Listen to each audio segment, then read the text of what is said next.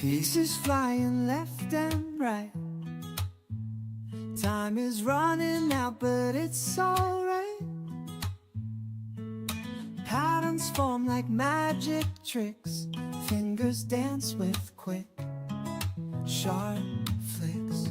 Pieces flying left and Eyes are right. locked on cardboard hues. Time is running out, but it's Every alright. move's a racing muse.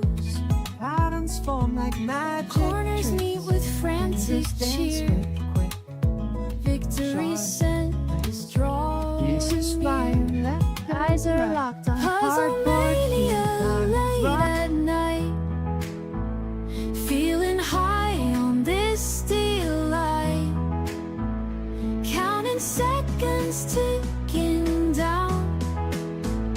Champion in this jigsaw town.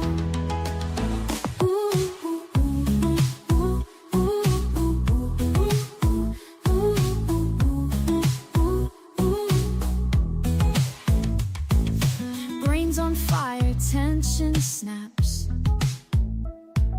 Hands aligned at final clasp. Cheers are up, the crowd's amazed. In the glow of winning race, piece by piece we conquer all. Speed puzzlers in the hall. Eyes on target, hearts ablaze. In this rush, we find our craze. Puzzle mania late at night, feeling high on this steel light, counting seconds ticking down. Champion in this jigsaw town.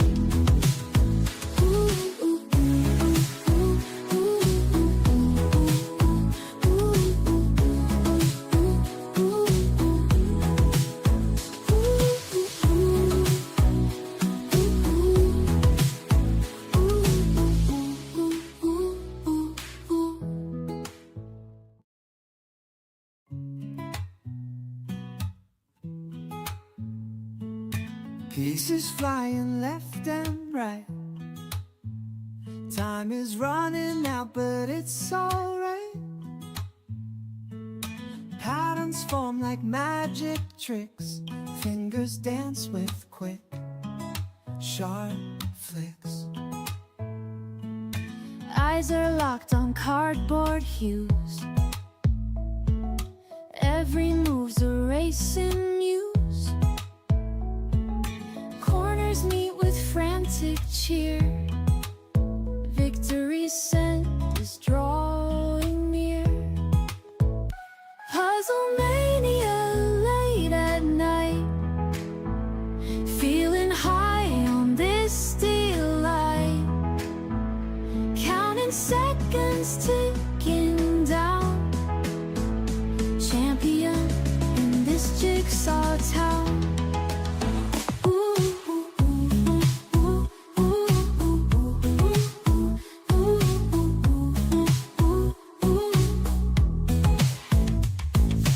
Brains on fire, tension snaps.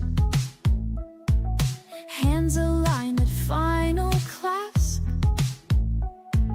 Cheers are up, the crowd's amazed.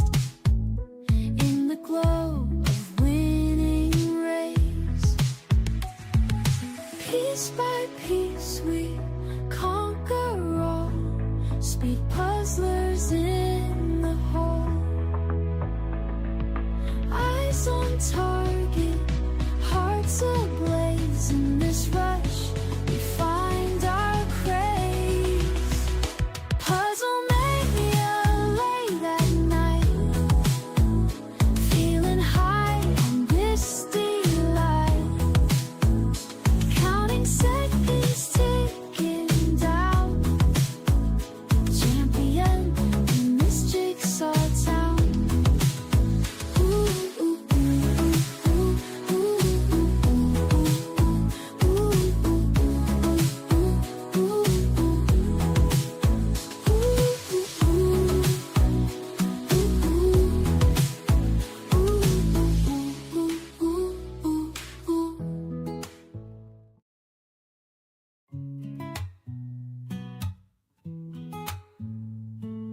Pieces flying left and right.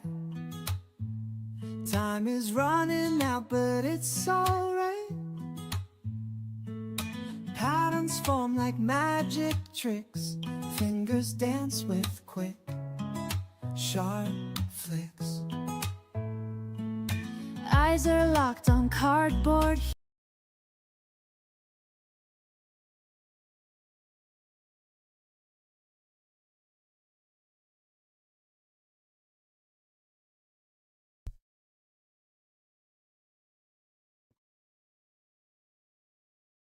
So hello everybody and welcome to tonight's competition. This will be a solo competition and the time limit is 2 hours and we're expecting about 80 participants tonight.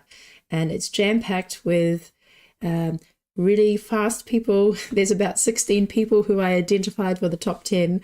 So it's going to be fast and exciting, or as Jim says, spicy. So hey Jim and Sandra, thanks for helping out tonight. Hello. Hi there. Yeah, this is going to be a pretty spicy competition. There's a lot of top players in here today, so I'm pretty jazzed to see what comes down in the first solo competition of the EJJ in 2025. Everybody give me a big old hand waggle if you're excited. There we go. Yeah, so with it being the beginning of the year, so sorry if I have a bit of a deeper voice today. I'm recovering from a cold, so I'm a little bit more deeper and husky, but that should be fine. So the theme for today is New Year's resolutions or puzzle goals. So many of you wrote something in the registration form, which was really interesting, and as the time permits, I'll read some of those goals out. There's some pretty snazzy stuff in there, pretty exciting. And yeah, so I'd like to throw the question over to you, Jim. Do you have any puzzle related goals this year? I have a couple like personal puzzle goals where I want to be reaching a more consistent speed than not completing one at all. I think that'll be pretty solid. But on a I'm joking. I'm also hoping to do a little bit more, be a little bit more efficient with setting up some coaching stuff with Mari and getting that rolling a little bit more, which will be really fun later in the year. But that's down the pipeline the ways. But I'm with a lot of other people of just getting a little faster and learning more about the sport and all the different people that are in it. It's really, really great. Yeah, no, that's fantastic. And Sandra, you mentioned one of your goals arrived today, so tell us about that. So my goal isn't to be faster because I'm really, really slow, but I thought, why not go bigger? So I bought my first giant puzzle. Oh, that's beautiful. No. That's all cats, portraits of cats. Yeah, That's not just giant. That's a Goliath. That's 9,000 pieces. Yeah. So I'm excited. I have all the what to do it, so hopefully I'm getting done before 2026. Okay, so you've got the whole year to complete your goal. That's fantastic. Yeah. Are you also building a whole extra floor in your home? So that way that can... So I don't have a plan for that yet, but yeah, I will figure it out, I think. Well, you can just I see you've got some of your favorite cat puzzles on the wall. Yeah. So, I don't have space on the wall, but on the floor I have space, so maybe I can build it on the floor. yeah, that's awesome.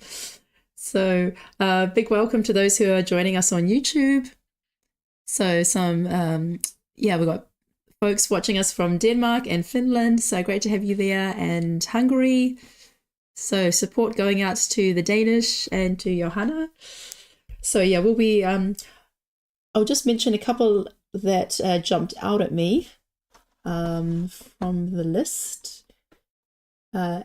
Andrea would like to decrease her to-do pile. She currently has over 950 puzzles in the to-do pile, and she needs to slow that down before she reaches 1,000. So that's pretty crazy, but a very good goal to have to reduce that pile. I think that's a good place to start.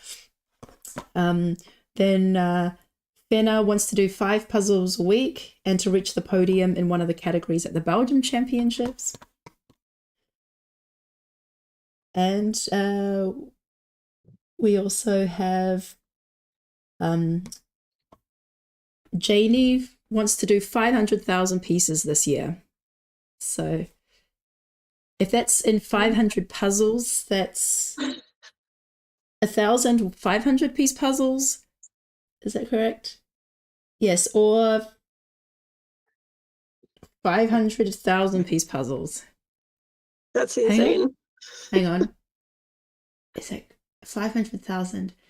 It sounds a lot, but I think if you're consistent during the weeks, I think it's probably doable with some big puzzles thrown in there as well. or as Henrik is saying on the chat, do 500,000 one-piece puzzles. Okay. That might be the most efficient way to achieve that goal. 500, 1,000. Well, we also have 100 piece puzzles are also quite popular. So yeah, no, that's pretty interesting. Yuka also has an ambitious goal, 365,000 pieces. Hey, so, that's just 1,000 piece puzzle a day. Wow. Okay, that's also a great goal. Yeah. Very, very doable. And Tobias wants to get on the podium in the Swedish Nationals. So do it. Yeah, definitely. He's been so consistent and such a well, when we think of speed puzzling in Sweden, we think of Tobias. So yeah, we're rooting for you, Tobias. He's got some competition though. There's a really fast young lady who was at the World's Tyra Wearing. Yeah, so she'll definitely be a good competition. And Victor wants to become the best Polish speed puzzler. And there's a lot of competition coming out of Poland, so Victor's in the running for that. So keep pushing, my guy. Yeah. So, well, thanks, Sandra and Jim. We'll get back to you in a couple of minutes. In a bit, we're going to do the reveal when everybody is ready. So yeah, we're expecting about 80 participants tonight, and yeah, everyone's got the puzzles ready. Rebecca, your camera is off. Can you check that, please? Well, Victor says 2 postcards a day keep your doctor away.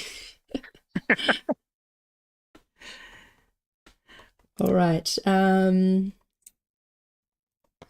So I think we're almost all ready. Yeah, so so those who are watching, let us know what your puzzle goals are. And it doesn't have to be as ambitious as thousands of puzzles or hundreds of thousands of pieces. It might just be working on a skill or a particular type of puzzle, maybe doing a challenging puzzle. Maybe it's about organization or tracking your progress, anything like that. Oh yeah, so my goal is to get better at my worst puzzles. So that's a great goal. Rather than focusing on like the front end, like where it's like trying to always like get down like a few more seconds or get down a few more minutes, I'm gonna look at the big puzzles, the puzzles that took me over 2 hours to do, and yeah, try to get them in under 90 minutes. So I have several puzzles that I did when I first started, and they took me like 2.5 hours. And so those include things with lupines and dandelions and lots of fur and lots of sky. So I want to become a fan of lupines and sky. That's going to take a lot of hard work. All right. You'll come around to them. I believe it. Yeah. Rather than kind of looking at it and getting like a little shudder, I want to be like, yay, I get to do this puzzle. Yeah. All right. So everyone may unwrap their puzzle and remove the stickers as well. I'm so excited. What's going to be the kickoff puzzle of the 2025 EJJ solo season? Ooh. Well, that's a pretty color. You can see some grading in there. What's the name of this one, Michelle? This one is called, well, it's in French. It's from Nathan. Affiche de la Corse, which means Corse poster, which I believe is Corse is the name for Corsica. Corsica, the island. And the text on there says Sur le raptura de Nonza. Sorry for my bad pronunciation. My husband told me it means from the heights of the Nonza, which might be the name of a mountain. So we are at 7 o'clock. When everybody has removed the stickers, place the box right side up on the puzzle on the board.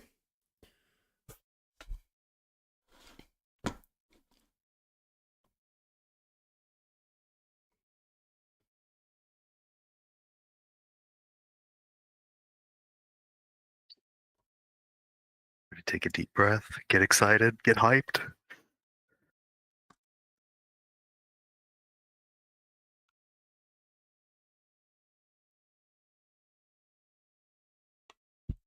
Okay, we are ready to go. Let's just waiting for Inga M.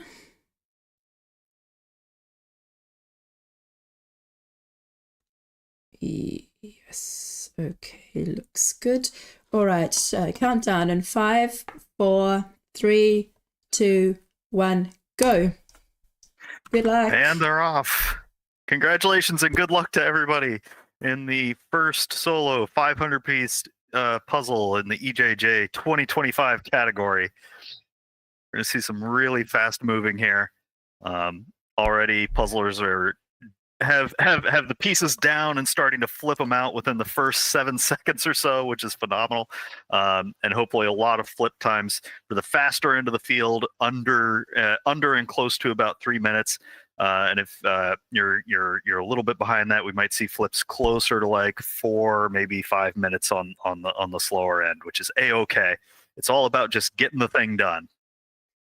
All right, so we have starting off at L and the alphabet. We've got Lenka from Slovakia, Linda from the Netherlands, Liz from Germany, Loretta from Ireland, Lynn from Belgium, and Maya from Finland.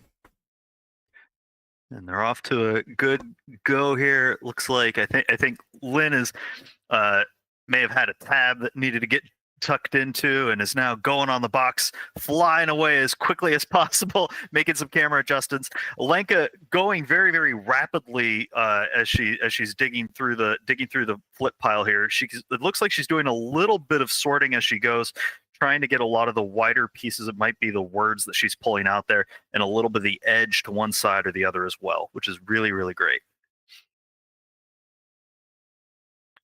In the lower left, getting that pile melted down little by little.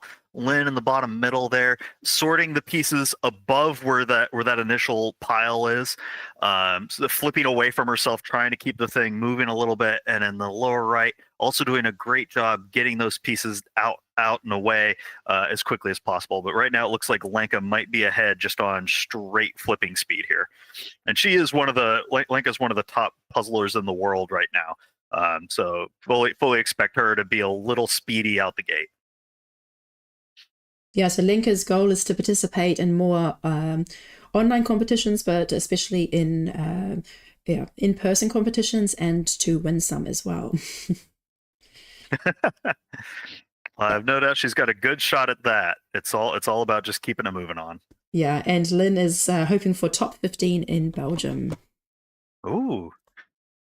The Belgium field is getting tighter and tighter, so that's it's certainly doable. It's just gonna take some work, and Lynn's off to a good start here.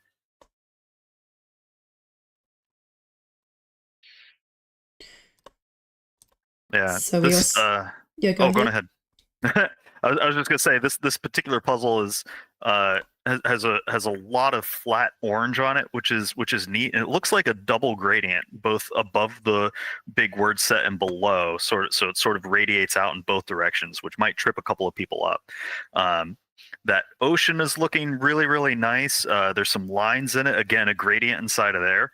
That little bit of road might be a good easy pull early on, because there's defined lines around it, and then you can fill in the middle. And I'm curious to see which puzzlers end up going for the edge here. There's a lot of flat edge in that orange region that might trip people up, unless this is a fit that they're pretty familiar with. Michelle, what do you know about the Nathan cuts on these? It's sorry. This is we had this at the end of December. This is basically Ravensburger, but in France.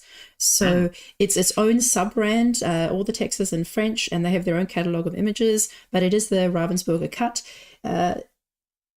It does seem to have a bit more of a glossy finish, but otherwise it's Ravensburger. And sorry, I just realized I didn't even show the image. I'll do that next. So we've got Mandy from the Netherlands, Mari from USA, Marilyn from Estonia, Mona from Germany, and Muni from Germany. And I like what Mari says. She wants to develop all her all-round skills, so not just so that she can handle anything, whatever comes up in a competition, and that there's no like bad puzzles for her. She says she wants to be a puzzling Swiss Army knife. And she's preparing for the US Nationals in April. And Mona wants to participate in the German Nationals and the Worlds and to meet lots of other puzzlers. And Marilyn wants to get any time under 45 minutes. And Mooney just wants to have fun. You can see Mari's off to a really good kick here. Has about 2/3 of the border built out here, and mostly what's left is that flat orange. And it looks like she's going to try to get as much of it in as she can before moving on to the next beat here. Lenka seems to be doing a big sort up front. We'll see if that pays off for her. And some of the other folks are finishing up their flip and getting started on bits of border, which is really exciting.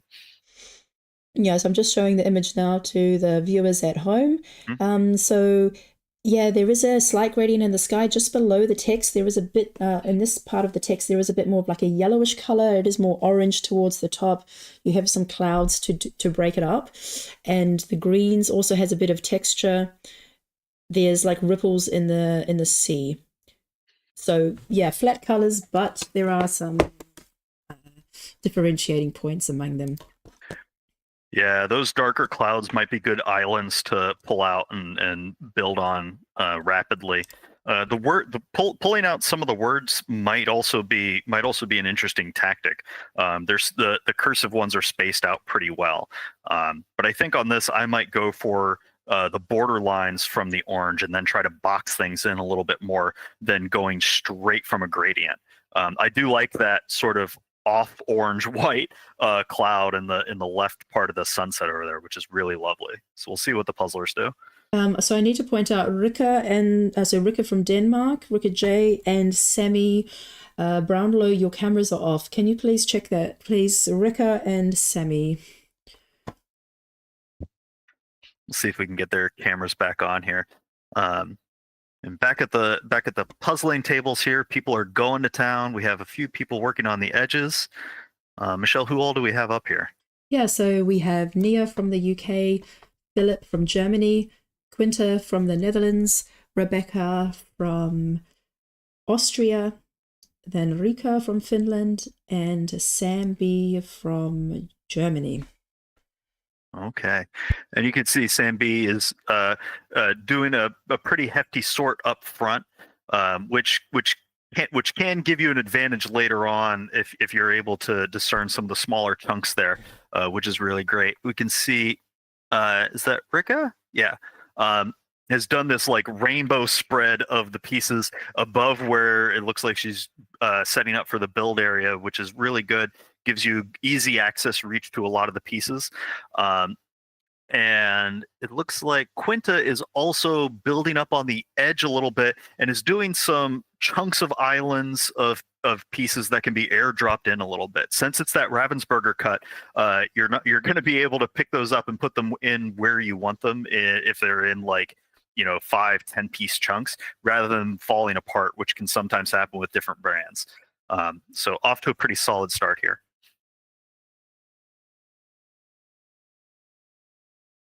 Neat. And I think Naya in the upper left also building out that border, trying to get some of the lines in. I think that upper part of the border where it's just orange is going to trip a lot of puzzlers up early on. Yeah, so Rika and Sammy's cameras are unfortunately still off. Hopefully they get the message, but I do believe that Sammy listens to music while she's puzzling, so maybe she won't hear it. But sometimes her mum watches, so Sammy's mum, if you're there, please get the message through. All right, so we have Sana from Finland, Sarah from Sweden, Simona from Germany, Siobhan from Ireland, Sophie from Denmark, and Stephanie K from Germany.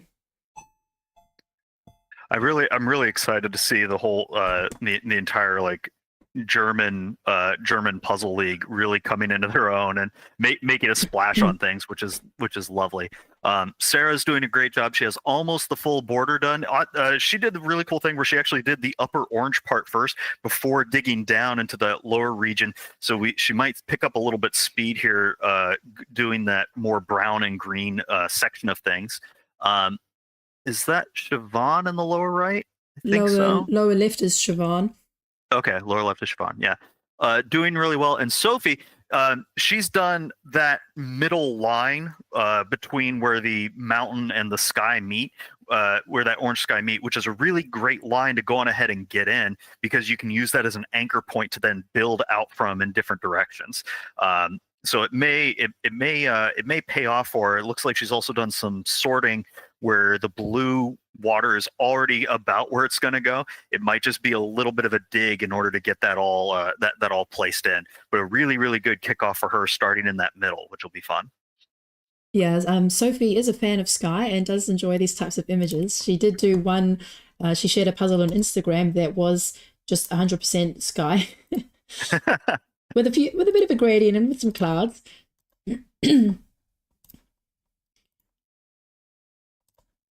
So I'm going to move fast today since we have so many speedsters here. I'm going to leave Sophie up on the screen a bit longer. Then we have Steffi B from Germany, Steffi H from Germany, Stein from Belgium, Susanna from Germany, and Taya from Finland.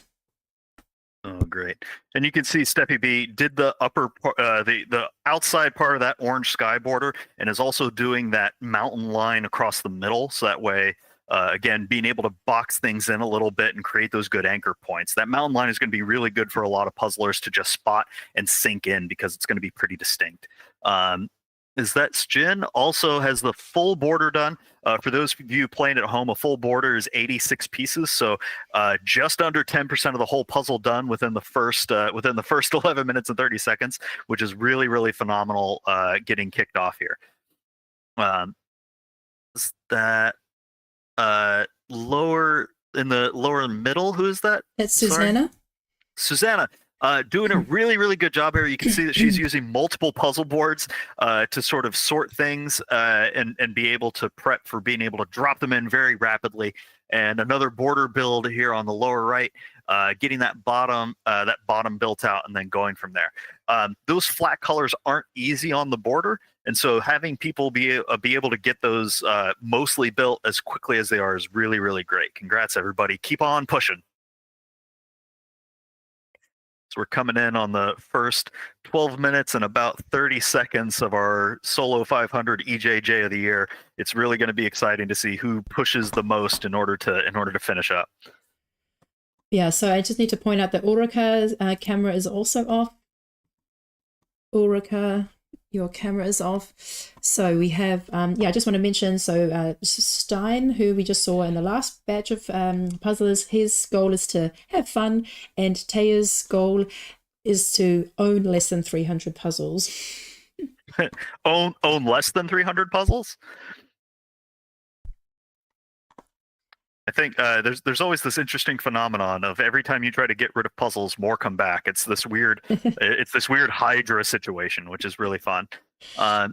Is that Tobias in the middle there? Yes, we've got Tobias from Sweden, Valerie from Germany, Verena from Austria, Veronica from Germany, and Vesna from Finland. Vesna is also live streaming at the moment. If you want to check out her channel, Puzzling Happiness, you can keep a close eye on Vesna. Go Vesna, go! I always their channel is just fun to watch every chance you get. You can see Tobias has that full border complete, and he's now doing a little bit of the outline of that water region. Let me double check. Yeah, he's doing the outline of that ocean where it meets the mountains and that lower part, so that way you can fill it in a little bit and use some shape work in order to knock it out. Sophie has a lot of that middle line done and is now using the gradient to build up and away from it, which is really, really wonderful tactic. And then it looks like we also have a lot of ocean done down there on Vesna. Maybe a lot of the middle done in that lower part of the border. A little bit of catch up to do, but certainly still within range here.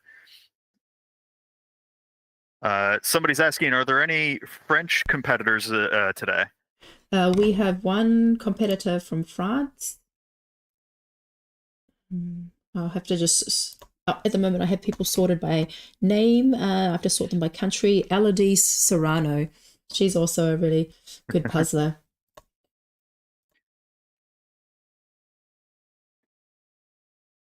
So yeah, I'm always curious when watching these to see what the table backgrounds are. You can see some people have like wood tables, and that should be okay on this particular puzzle since there's not a lot of browns that can stick out. But some of the lighter oranges might blend in a little bit, so you might need to have have a little extra eye on some of those blended oranges to make sure they don't get lost in the sauce. Yeah, I think Verena's doing a really great job of the ocean there. Such a big section already completed at 15 minutes. Yeah, well done. And looks like she's even got more completed pieces, at least a larger chunk than Victor. Mm-hmm. Yeah, has a lot of that central ocean built in. Victor has a lot of the border done, and piece count wise they might be about the same. Victor might actually have an edge here because he's going to be able to use a little bit more shape work to catch up on that ocean region. But we'll see if it pays off for him. There's some puzzlers that seem to be going ocean first versus sky first, which is really exciting. But yeah, Victor has that whole outline, did the water line around the ocean, and might start building in on some of the shape work there. He did put the ocean pieces into the puzzle, so he's going to have to get them out if he wants to work on the sky at all. So he's a little committed into that. It looks like we also have Andrea Pang in the lower middle there. She has a full border. That ocean is completely done, and it looks like she's dunking a couple of pieces into the middle to be able to work on those. Andrea Pang is really, really good at using this dead reckoning process, or pick and place, where you pick a piece up and whenever you drop it, it goes exactly where you want it to go, and you can use that as like a mini island to work around. And Andrea is really, really fantastic at that. I really like watching her puzzle. Yes, so we also have Vicky from Hungary, Victor from Poland, Agnieszka from Latvia, Andrea from USA, Anna from Cyprus, and Anna from Germany. Yeah, and Vicky's doing really well here. Has a lot of the edge kind of in place, but not necessarily locked, and is doing very much a pick and place strategy, which is really cool to see as it kind of evolves over time into a full puzzle. Yeah, both Vicky and Anna are doing their puzzles sideways. Which is a great way to do it, because sometimes with those portraits, the upper part of the puzzle is a little too far away. So you'll occasionally see puzzlers flip the entire thing upside down so they have easier access, or just do it sideways so that way they can reach all the spots that they need to pretty rapidly. But it can be a little bit of a mind boggle if you're not used to it the first couple of times. Anna doing very well there, has a pretty hefty sort between the sky, the water, and then those greens, and we'll build out around from there. And I can't quite read the name in the lower right. I'm terribly sorry. But they're doing wonderful as well and getting off to a good start. I think right now, Andrea might be slightly ahead of Victor in terms of total piece count at the moment. But Victor does have a really good catch up whenever it comes to the shape work. Yeah, so we have Annelies from Belgium, Anami from Switzerland, Arcadius from Poland, Astrid from Denmark, and Birgit from Germany. So Anami wants to get into the top 50 at Worlds. And Annalise is going to be participating in the Belgian Championship and the Worlds for the first time. Oh, great. That's really exciting. An enemy is doing a great job here, has that whole road built out, and the lower part of the edge, probably about the lower 25%, and is now digging into the water. Might be falling behind the leaders here a little bit, but that's a-okay. It's about doing your best on the puzzle that you have, which is really great. You can see Annalise working on that water, trying to box it in as much as she can to get the shape work done. This is a Nathan puzzle, which is an offshoot of Ravensburger. And Arcadia is doing that mountain line and trying to finish up the top part of that sky border. And you can see that he did this big sort between what is the orange sky and then everything else. And that sort is going to allow him to see the pieces a little bit easier as time goes on. And who's in the lower middle here? That's Astrid. Astrid doing a great job, has the full border, has the mountain line, and is radiating up from that into the upper sky region. And she has a lot of that orange in. That's probably a good third of that orange coming in on the words. She's doing really, really excellent. It is going to be a race in the top here. Yeah, so I just want to mention Arcadius is planning to go to the Worlds for the first time. So he's going to be an extra, adding another strength to the very strong Polish contingent. And it gets stronger every year.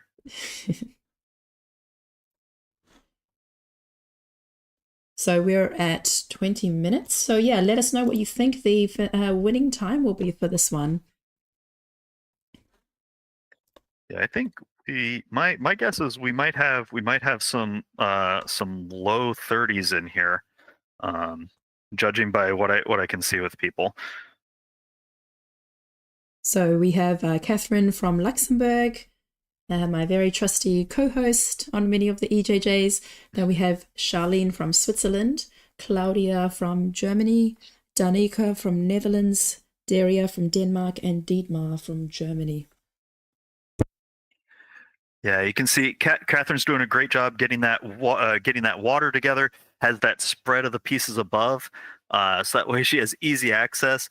Claudia has a lot of the border built, and it looks like she's trying to make islands for some of the larger white lettering that's in the orange, and then is going to try to sync those together. That's a pretty good tactic to try to get the words in. It's just tricky to try to blitz. We're rooting for you to do it. Danique doing a really good job, has a lot of the green grass built in and is trying to build the outline for the water there.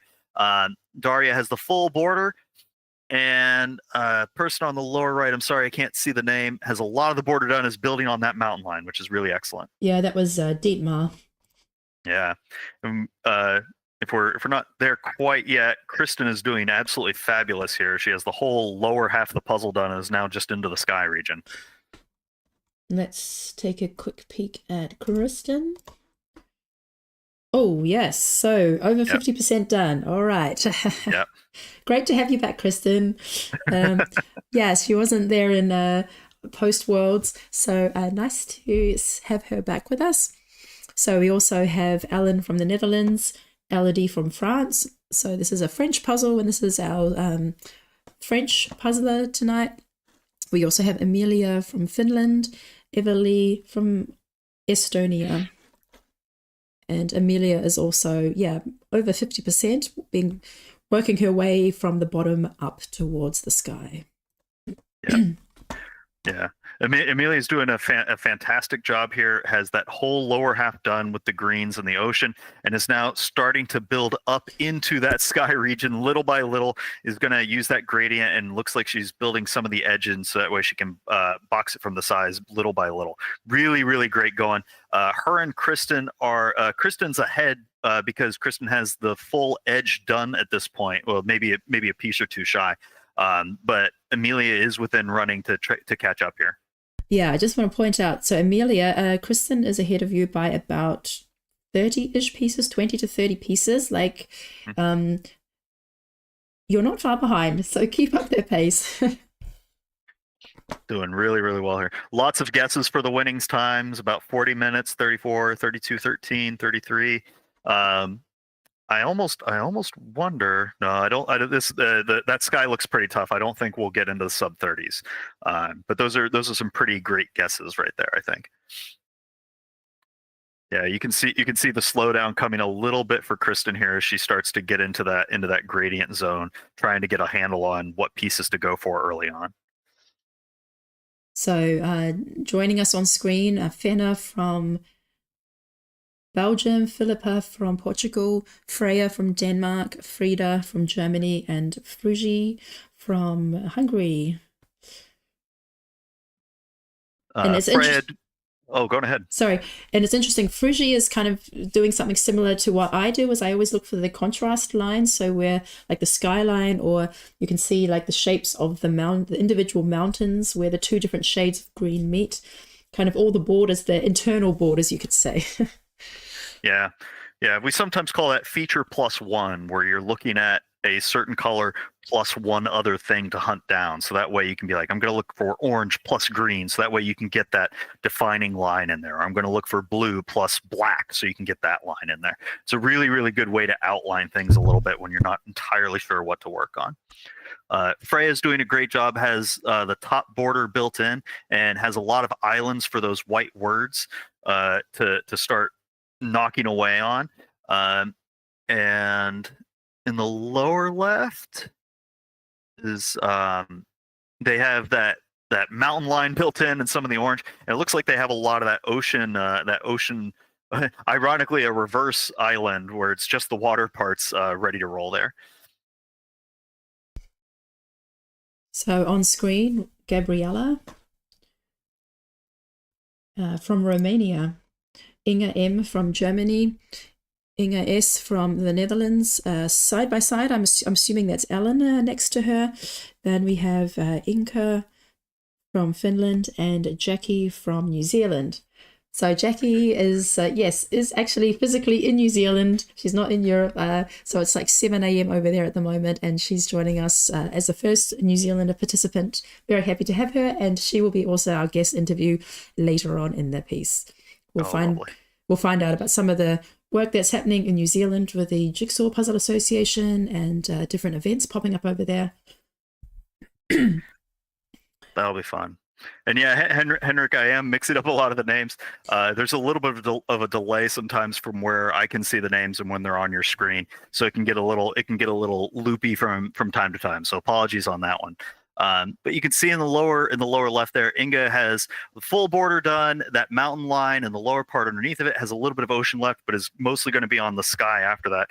Kristen, working her way up the gradient from the water, to getting those dark oranges in little by little, almost up into the word zone, which will be a little bit tougher sometimes, I think. And you can see going around a lot of ocean being built in, and it looks like a big sort there, but Jackie doing a great job getting those greens in, and then is going to try to build in the rest of the water as it's boxed in from there. Really, really good job so far, guys.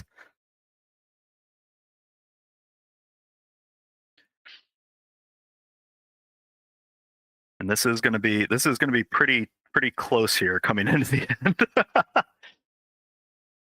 Who all do we have here? Oh, Michelle, I think you're on mute at the moment. Oh, sorry. Yeah, we're seeing some words now. That's quite exciting, because up until now we've seen mountains and seas, a bit of some of the town, and of course the beginning of the skyline. And we have already the Corse poster name and being built. That's exciting. So on screen now we have Joanna from Poland, Johanna from Germany.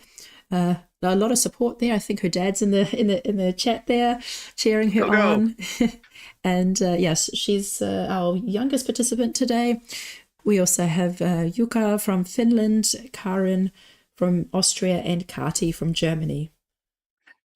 Kati has done the reverse of several people. She's gotten the whole orange sky built in and the words, and is working downwards towards the water line. She did the hard part first, I think, and so now we're going to see if she can accelerate into the back half to catch up to some of the rest of the field. Johanna doing a really good job, has that whole lake in. We're rooting for you. You're doing a fantastic job. And it looks like lower middle there has that half of those giant white letterings in, which is really, really difficult and impressive that you were able to get those in as quickly as you did. Fantastic job. Yeah, this is going to be a barn burner coming into the end. You can see Kristen starting to put the white letterings in at the top. She's working down a little bit now, sort of squeezing from both the middle and the top to get the rest of this puzzle in. So Richard is in the comments and he pointed out that I missed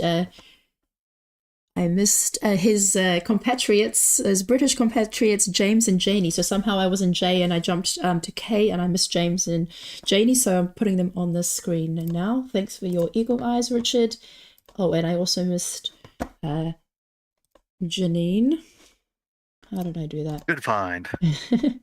And yeah, we'll come back to Kati in a bit. We're almost there, so we're at 29 minutes. I think it's, yeah, still a few minutes away. Yeah. So we have James from the UK and Jan from the Netherlands, Janie from the UK, Janine from Germany, and Jenny from Finland. And yeah, Jan's goal is to participate in both the European and World Championships and, of course, to cheer on his daughters. And Jan's doing a great job there with the bonus wave as well. Getting that water, all of that water in, working on the border. We can see James doing a really good job. He's also doing the puzzle horizontally, which is a great way to make sure that you have access to all the pieces. He did a big split where the oranges are all on one side, then the blues and greens and everything else on the other. And also in the lower left, I'm not sure who that is, has all of those greens in and is now working in on that on the water, trying to get that shape work knocked out. Yeah, so we've almost finished everyone. So the last people that I haven't introduced yet are Kim from the Netherlands and Kirsty from Finland. Kirsty is our dear regular. Usually she's very close to the 2-hour time limit, but she enjoys it nonetheless. And we're always so happy for her when she manages to squeeze in and she celebrates with her cat. So happy to have Kirsty again with us. So looks like we can now focus in on the finishes, the top finishes. I'll just double check the notes that I'm receiving. Who is fastest? So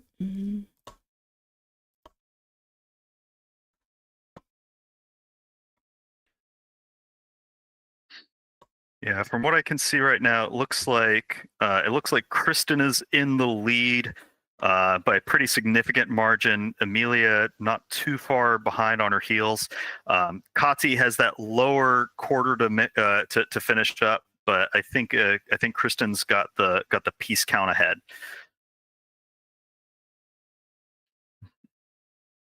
Amelia has that full top border done, and is doing that gradient all the way up to the top. Somebody's pointing out the letters are tough to work on. Absolutely. Whenever the size of the letters are bigger than the pieces, it's difficult to discern what is a curve for which letter that goes where. And so sometimes those are harder than others in order to dig in. But Kristen already has that Corse wording lettering built in completely and can now do a lot of shape work to finish up the holes that are on the sides and then cut in through the middle with a little bit of gradient. There's going to be smaller wording underneath of there that I think she's going to be able to plow through very, very rapidly as we come into the finish here. Amelia seems to be working on little bits of the words or kind of lining them up as she checks pieces in rapidly and then moves on. You can see that she kind of checks, and then moves to a different piece, not spending a lot of time in one spot. Mari Black has a decent amount of that orange left, but you can see she's put a line in through the middle, very similar to what Victor's done. She might be a little behind Victor at this point in terms of total pieces in. Victor has put several of the orange pieces on top of his puzzle. We've seen it a couple of times where those can get a little lost in the background, and you might have to go searching for them later on. But we'll see if he can catch up and keep ahead. Kristen may be down to the last 50 or 60 pieces of just this flat orange. You can see she's leaning onto the table, and that classic one-handed technique that she's used for so long coming in handy here. Victor doing a great job of catching up. He may be piece count-wise about even with Amelia and Mari at this point. Mari has done a little bit of sorting to get the individual letters from the top from the top separated from the rest, going into the rest of this. We can see that Kati is doing a really, really good job. Has all of that ocean built in, and she's onto the fast part of the puzzle now. You can see that she's going to get ready to start doing that brown, gray brown road there and build that in very rapidly. This might be pretty close coming into the end, but I think Kristen is going to have first place locked up pretty quick. So it's going to be a race to see who 2 through 5 is going to be. Victor pulling away little by little, getting pieces in onto that top part of the wording. We can also see Sophie doing a fantastic job here, has a lot of that ocean and needs to build into the top. Lenka also taking a similar tactic to Kati, has all of the orange top done and the ocean, and now just needs to fill in the rest of that green. I think piecewise they're behind. Kristen coming into probably the last 15 pieces or so in this first solo 500 EJJ of the year. Amelia getting more and more of that gradient built up towards the top. You can see she's starting to put pieces on top of the puzzle itself. Very similar to what Victor's doing. Victor rapidly moving his hands back and forth, twitching around, dropping them in, dropping a piece, picking it back up in order to find the right spot. Mari Black is putting a lot of pieces into her hand and then trying to sink them in where they go. She probably has about 10 pieces in her hand that she's holding on to, going from one place to the other. Kati has that entire road built in, so now she only has the lower edge and some mountain regions. She might be able to catch up, but Kristen is coming into the end, and she hits done. Congratulations, Kristen. Just around 36 minutes or so, I believe. 35:20-ish. 35:20 for Kristen in the first place of the EJJ 2025. Congratulations. A sound victory here. And we keep moving to see who's going to come in. Who's going to come in for the places of 2nd through 5th. Congratulations to Kristen. That was a fantastic showing right out the gate. That was absolutely phenomenal. Just switching up my screen here a little bit. We can see Amelia still working up, is getting that gradient built out very, very well. She's starting to do a squeeze play from the top and the middle, getting more of those letterings in. Victor has the full C in near the top, and he's building across. Has just a few pieces left right across the middle that he's going to be able to shape work in. But I think Amelia and Victor are starting to pull away for 2nd and 3rd place here. Kati getting the rest of that lower edge built in. We're going to see if she can catch up. But Lenka is also doing a really good job here. Has a little bit of the green left in through the middle, but she has the lower edge done. She's going to be able to use some shape work to catch it in. And Andrea Pang is also coming in here. She has the full top done and is also working on that same green area. She might be a little ahead of Lenka at this point. Kati seems to be getting a little bit of a slowdown. Trying to get that bottom edge in. Andrea Pang, a little hard to see parts of it, but I think she has mostly islands of the mountain region left. Victor accelerating as he starts to put more and more of those skies pieces in. You can see that he's trying to discern which pieces have a little bit of lettering on them and which ones don't, so he can try to get some of that outline squared away. And over Mari Black trying to get some of the more of those letterings built in. You can see she's putting pieces in her hand, dropping them off. Amelia starting to get more and more of the letterings down. It looks like she has that whole line of italics lettering built in. Lenka also doing a really good job here. I think it's going to be really tight coming into the end versus the people who are doing the sky versus the people who are doing the ground. Victor may have 2nd place locked up here. Kati moves a bunch of pieces around underneath to the bottom. She's trying to sink those last couple of greens in. I think since she has a lot of it boxed in, her strategy is going to pay off here. She's sinking 1 piece, 2 piece, 3 piece. She's catching up to Victor very quickly here. Amelia putting a piece in, and then she's using a discard pile over on the right-hand side, so that way she doesn't try the same piece over and over again. You can see Lenka starting to fall behind just a little bit as a piece doesn't quite go in. Andrea Pang putting pieces in one by one, using that direct, using that dead reckoning process to sink a piece. Kati accelerating into the end here, as she only has maybe about 20 pieces remaining. Victor trying to catch up here, putting the last couple of pieces of no lettered sky in there, and then being able to work through it. It's really going to be Victor and Kati coming into the second and third place race here.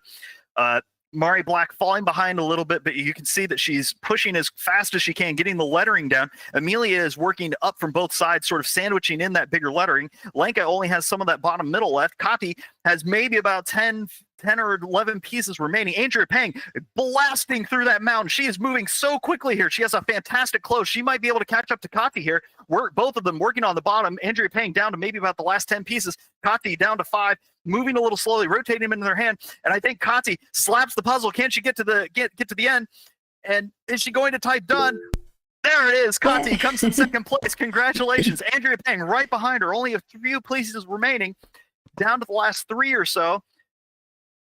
3, 2. Oh, trying to squirrel them in just a little bit. Lenka also just behind both of them. The people that did the bottom may have a better acceleration here coming into the end. Just because they did the hard parts first. Andrea Pang locks in a solid third place. Congratulations, Andrea. And now it looks like we're down to Lenka, Victor, and Amelia coming in for our fourth place slots. We're gonna see who is going to accelerate here coming into the end. I think Victor may have this one locked up. He has a lot more of that top built in and just a little bit of the core lettering squared away. Lenka finishing up that mountain region very rapidly. She only has a few holes to go through, so any piece she picks up, she's going to be able to drop right into where they're supposed to go, going purely based on the shape work inside of here. She gets another and another. She may be able to beat out Victor here. Amelia trying to catch up just a little bit, but I think Lenka's acceleration is going to be just a little too fast here. And Lenka finishes in a solid fourth place. Congratulations, Lenka. And now we're coming down to the battle of the skies between Victor and Amelia. You can see Victor trying to finish up the rest of that Corsa, getting the R's and S's. Amelia has a little bit bigger gaps to fill in. I think Victor's going to be able to pull this one out because he's working piece by piece, just getting the lettering squared away. Amelia has a little bit more in the middle that she's going to need to do in order to catch up, but Victor's down to maybe the last 5 or 6 pieces here, and Amelia has about 15. Mari Black falling behind here, but may probably still going to be able to get a top 10. Victor coming in, and he's going to finish in a solid 5th place, I believe. Congratulations, Victor. Yes. Very, very well done. So first, Kristen, second, Kati, third, Andrea, fourth, Lenka, 5th, Victor. Congratulations. Well, now we can see some of the other Sky people coming in. Is that Ivana? I can't quite see the name there in the lower left. Doing a really, really fantastic job. Only has maybe about 10 pieces remaining. 10 or 15. They may be coming in rather rapidly if they can keep the acceleration up. Nina also doing a fantastic job here in the lower right. You can see she only has some of that lettering left, the big letters, and then is going to be able to build right across. Amelia coming in on maybe the last 20 pieces. Mari Black still has about 40 to go or so. And Ivana, I can't quite see the name. I'm terribly sorry, but we do have another done message in here. Oh, that was Verena who just finished. That was Verena. Congratulations, Verena. I was trying to see the name. Sometimes they pop up really small on my screen here. But congratulations. That was a fantastic job going into 5th place. And now we have Nina. Nina's coming in on maybe the last 20 or 30 pieces. Amelia's coming in on the last 15 or 20. We're going to see who can accelerate to catch up in the last lettering. It is very, very difficult to try to get those. Again, whenever the piece size is smaller than the font, it's tricky to see where the curves inside of the letters are in order to sync the rest of them. But I think Amelia's going to be able to pull this one out for 7th place. She has maybe about 5 pieces remaining, is going to drop them in. 1, 2, 3, 4, 5. I miscounted, but that's A-okay. But I think Amelia's going to be able to get this last little bit in and lock up 7th place. Congratulations, Amelia. Very well done. You can see she takes a big a big breath to get them in. Everybody, if you're not finished yet, please keep pushing. You don't want to let off the gas until your puzzle's done. You guys are all doing very, very well. Nina has only a couple, maybe about a handful and a half left remaining in order to sink that in. And we can also see Astrid doing a wonderful job. Has some ocean left and some of the wording. You can see Inga doing a great job, also doing the work. The slowest part for most of the people here. And Nina finishes in a solid 8th place. Congratulations, Nina. Very well done. That was excellent job right out the gate. Everybody that finishes today is doing a really well job. A great job. There are some juggernauts in this field, and being able to keep pace with them is a phenomenal job. You can see Mari Black coming into the finish. She has maybe 5-6 pieces remaining, and is going to blitz the last couple. She only has to do shape work into here in order to wrap it up, and she's going to lock in a solid 9th place finish, I believe, in the solo EJJ 500 of 2025. Congratulations. Get those last couple in. There we go. Congratulations, Mari Black. Very, very well done. That was a great job by all. And I think now we have Astrid coming in, Sophie right after, Tobias trying to finish up on those letterings. It's a very difficult slot, and Inga doing a great job shape working in some of those upper lettering. That is probably one of the tougher parts of this whole puzzle is getting that Corse writing built into here, which is really, really well done. Whew, I'm going to take a quick sip of water here. There we go. But everybody's doing a fantastic job. We don't quite have a top 10. We have our top 9. The next person that finishes is going to be the 10th place finisher of our first 500 solo EJJ of 2025. So everybody keep on pushing. It might end up being Inga here or Astrid. They look to be about even piece-wise. It's a little difficult to say. Inga might have a slightly better setup with smaller holes to fill in, moving very rapidly. Astrid trying to catch up.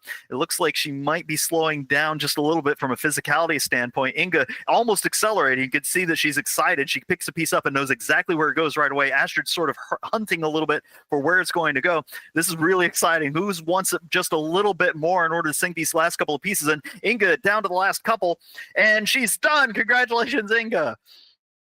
Just pulling out ahead by a handful of seconds. We're going to see how Astrid done. And then there's Astrid. Congratulations, Inga and Astrid. That was a fantastic finish coming into the 10th and 11 slots of our 2025 EJJ solo kickoff puzzle of the year. Very well done. Congratulations, everybody. And for those playing at home, everybody here so far has gotten this puzzle done in under 50 minutes, which is wild. It's absolutely wild that you have this many people finishing this fast. It just shows you what the level of competition is moving towards in just a few years. That this is the new baseline for finishing in the top 10. It's really, really exciting. You can see Sophie doing a fantastic job. And there's Sammy Brownlow finishing, coming in towards that upper sky region. She's working on the sky. You can see her mascot Chombi, Chombi the Wombat, sitting there giving a little bit of encouragement. Sammy sort of checking which side of the orange she wants to work on. And I think in the lower left, who's that? Michelle in the lower left. I can't quite read the name, but they're doing a fantastic job. They have a lot of that white lettering built in, so they're going to be able to do a little bit of shape work and spot checks in order to get the rest of that in rapidly. Sammy might be able to catch up if they put the thrusters on, but Tobias is coming into the finish here, trying to rapidly get those letterings in. You can see I love the way that he puzzles. It's just very direct and smooth, very little redirects or readjusting. And Tobias comes in and locks it up. And Mona slid in just ahead of him. Congratulations, Mona. I'm sorry I didn't have you on my screen here. You did a very, very good job. This is fantastic. All still under the 50-minute line. Getting these in. Yeah, you need a t-shirt that says Tobias is #1 fan. I would be happy to wear it. I'll wear the hat. Like, I'll put a little sticker up here. Like, it's great. It's just fantastic to watch. Coming in the next couple slots, you can see everybody trying to get that sky wording in. Sammy Brownlow moving very rapidly, leaning on the table, getting those pieces in little by little. But just keep on moving forward no matter what happens, because this puzzle is deceptively tricky in certain spots, and so being able to keep moving forward is excellent. Coming in here, make sure that everybody's checking if there's big white blocks or small white blocks that can kind of help you discern which font you're working on when. You can see, not sure who that middle name is, trying to get the rest of that ocean built in. Really, really great job having it already blocked out from the edges, so now you can use the shape to your advantage to sink the rest of it in. Yeah, that's Anna Menges. Yeah, she's just got those little gaps in the ocean to finish. That looks really fantastic.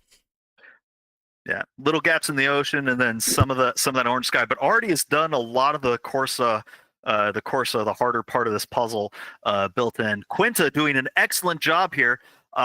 Has only that Corse lettering to finish up. We're going to see if she can accelerate into the back half. Her and Sammy might be about the same piece count. Her, Sammy, and I believe it's Annalise have all about the same pieces. This is going to be a mad dash for the top 15, top 20 here. You can see Arcadius has the lower half, sort of doing that same tactic that Kati and Lenka did, of doing the harder part first, and is now bruising into the lower quarter. You can see that he's working left to right, almost trying to sink those pieces in, doing a lot of shape work. And Steffi B slides in and claims 14th place. Congratulations, Steffi B. I'm sorry I didn't have you on my radar there. Sort of bouncing between a couple of different screens here, but congratulations, did a really, really good job. We have a couple of people already saying that this puzzle is so much fun. Annalise, you have somebody cheering for you in the comments. Yeah, please, if you have people that you know about, root for them. Elodie comes in and claims 15th place. Congratulations, just under the 51 minute mark. Really, really well done. So now we have our top 15, and the top 20 is coming in. Sophie is getting close as well. Absolutely. Sophie is doing really well. We can see Quinta still working on that upper lettering. Sammy Brownlow trying to get those in little by little, doing a great job working with the shaping inside of there. And I can't quite see the name. I think that's Annalise. Yeah. Still getting the lettering in. You can see that she has a line through the up and down middle, which is going to be really great and make life easier for her to get the shape work done left to right inside of there. And Karen Klauser swoops in and claims 16th place. Karen, congratulations. Unfortunately, we didn't have her on screen. There's just so many to watch right now. Yeah, there's a lot of bouncing around on our end. We're always sorry if we don't quite catch a finish, but we are rooting for everybody across the board, which is really, really wonderful. You can see Annalise coming in on the last 5 or 6 pieces here. Quinta rapidly approaching a finish, being able to use the shape work. Arcadius working down in through the mountain here, little by little, trying to get it built in. Sammy Brownlow has maybe about 15 pieces left, just has to push, blitz this last little bit. Standing for so long, you can always feel the fatigue kicking in. And Enemy claims the next slot, followed immediately by Arcadius. Congratulations, both of you. It was very, very well done. That was a close run in for the next slots. Oh wow, and we are just shy of 53 minutes. Just showing you how fast this entire field has been getting in the last couple of years. It used to be the case that your first place times would be around 44 to 40 to 47 minutes, maybe the upper 30s, and then the top 10 were all in the like sub-hour range. but now the entire field is shifted down maybe about 10 minutes or so, where your top 15 are all going to be sub 30. You can see Sammy Brownlow coming in on the last end, and Sammy Brownlow finishes. Congratulations, Sammy. You and Chombi take a big old break and a bow. And we're seeing Quinta coming into the last little bit. I can't quite see the name here, but it looks like Frugi working on the last little bit of upper sky again. That Corse region is very, very difficult for a lot of people. I think it's Veronica trying to get that lower part of the puzzle built out here, getting those greens in, and a little bit of the ocean to finish up. And I'm not sure who that is on the lower left there now, but they have just a line of those oranges to build in. So if they move very, very quickly, they're going to be able to drop a piece in just using pure shape work at this point. They just need to accelerate. I think at the upper left, it's Inca, and Inca wraps up very quickly. You can see how fast her hands moved in those last couple of seconds to get those pieces in. Congratulations. Very, very well done, Inca. Frugi coming into the finish, working on those last little bits of the top. Quinta following not too far behind. Quinta may actually have a little bit of an edge here. Anna accelerating in in that last line. I always tell people you want to fail faster, right? If you're in that stage of being able to just grab a piece and see where it's going to fit by the shape, just try it as quickly as you can, right? It doesn't need to be perfect. It just needs to be close enough to get it in there. So just fail a little faster and you'll pick up your times just a couple of hairs. You're doing really, really great job, everybody. This is not a super easy puzzle with a lot of the flat colors, but it is a great one in order to work on gradients and get lines in, which is really, really wonderful. And you can see that a lot of our puzzlers are enjoying it today.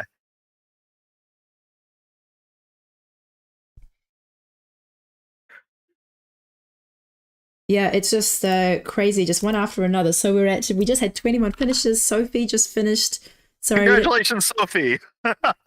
She's in the little thumbnail down there. Unfortunately, we don't have her on the spotlight. Well done to the last finishes. We just had Sophie, Anna Mangas, Anami, Inca. They're just rolling in. And we do have a really big competition field today. We have over 80 participants. So this is, Veronica just finished. Well done. Congratulations, Quinta and Veronica, back to back. This is really exciting. I love watching the push to the end, especially whenever you're starting to feel that like concentration fatigue after the 35-minute mark. It just starts to wear on you a little bit. So seeing everybody push through and get those pieces in is wonderful. And Danique finishes right underneath. Congratulations.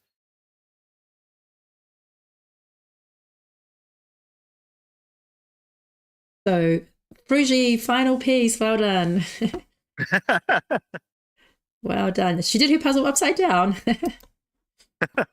So, Valerie is just moments away, just less than 10 pieces. And Vicky and Yuka are both working on the big text area. I have to say, when I did this puzzle, it did give me memories of Monaco. However, this was a lot more friendly than Monaco, I can say. Yeah, Monaco with that totally flat white background is really tricky in order to get those wordings in. At least with this, you have a little bit of gradient to work with on that larger lettering. If it's the darker orange, it's on top of the lettering. If it's that lighter orange, it's on the bottom, and you can use that to kind of discern which side of the letters you're going to start lining things up on. And Valerie, Frugi finishes, and Valerie right behind. And we're coming in on the next big wave of finishers across the board, which is really lovely. And as a side note, Kristen had to leave a little early, but she our first place winner points out that it was a very fun puzzle and it was a new brand for her. So a first time puzzle for her in just under 36 minutes for our first place finisher. Is that right, Michelle? Yeah. So the finishing time was 35 minutes-ish. So yeah. And we're coming up on the 58-minute mark, so consider it a 2-minute warning. If you want to get in under an hour, push just a little bit faster, dig deep, just get that physicality going to sink in the last couple of handfuls of pieces here. We all believe in you. we can see Vicky trying to wrap up here a little bit. Naya also has a little bit of lettering. Jin, I think. Yep, Jin has a couple handfuls. May not break the hour, but just keep on pushing. Get as close as you can. Yeah, so on screen right now we've got Vicky, Yuka, Stein, Nia, Freya, and Janine. So everyone's working on those texts. Yes, and Yep. Nia has just jumped into 29th place. Well done. So yeah, we're at 58 minutes and we've just had 29 finishes. So Vicky's going to be able to crack the hour here. Go, go, go, go, go. Push just a little bit faster. There's only a couple pieces. I believe. Hit the done. Oh, there it is. yeah, so and Arcadius commented that he loved this puzzle, that this was the best puzzle, the best EJJ puzzle so far. So glad to hear that. And Fruji said she almost bought this puzzle 2 weeks ago, and Anami did actually order this puzzle yesterday. Oh wow, yeah. There's always going to be a couple of people who might have seen it before or might have done it before, and it's just cool. It's just cool to know when the field knows if they're with people that have done it before or with people that are all first time. So it's fun. It's fun to point out. Oh no, we just missed Jackie. We just missed Jackie. There you go, done. All right, under an Congratulations, hour. Jackie. Well done. I think we're just turning the corner on the hour.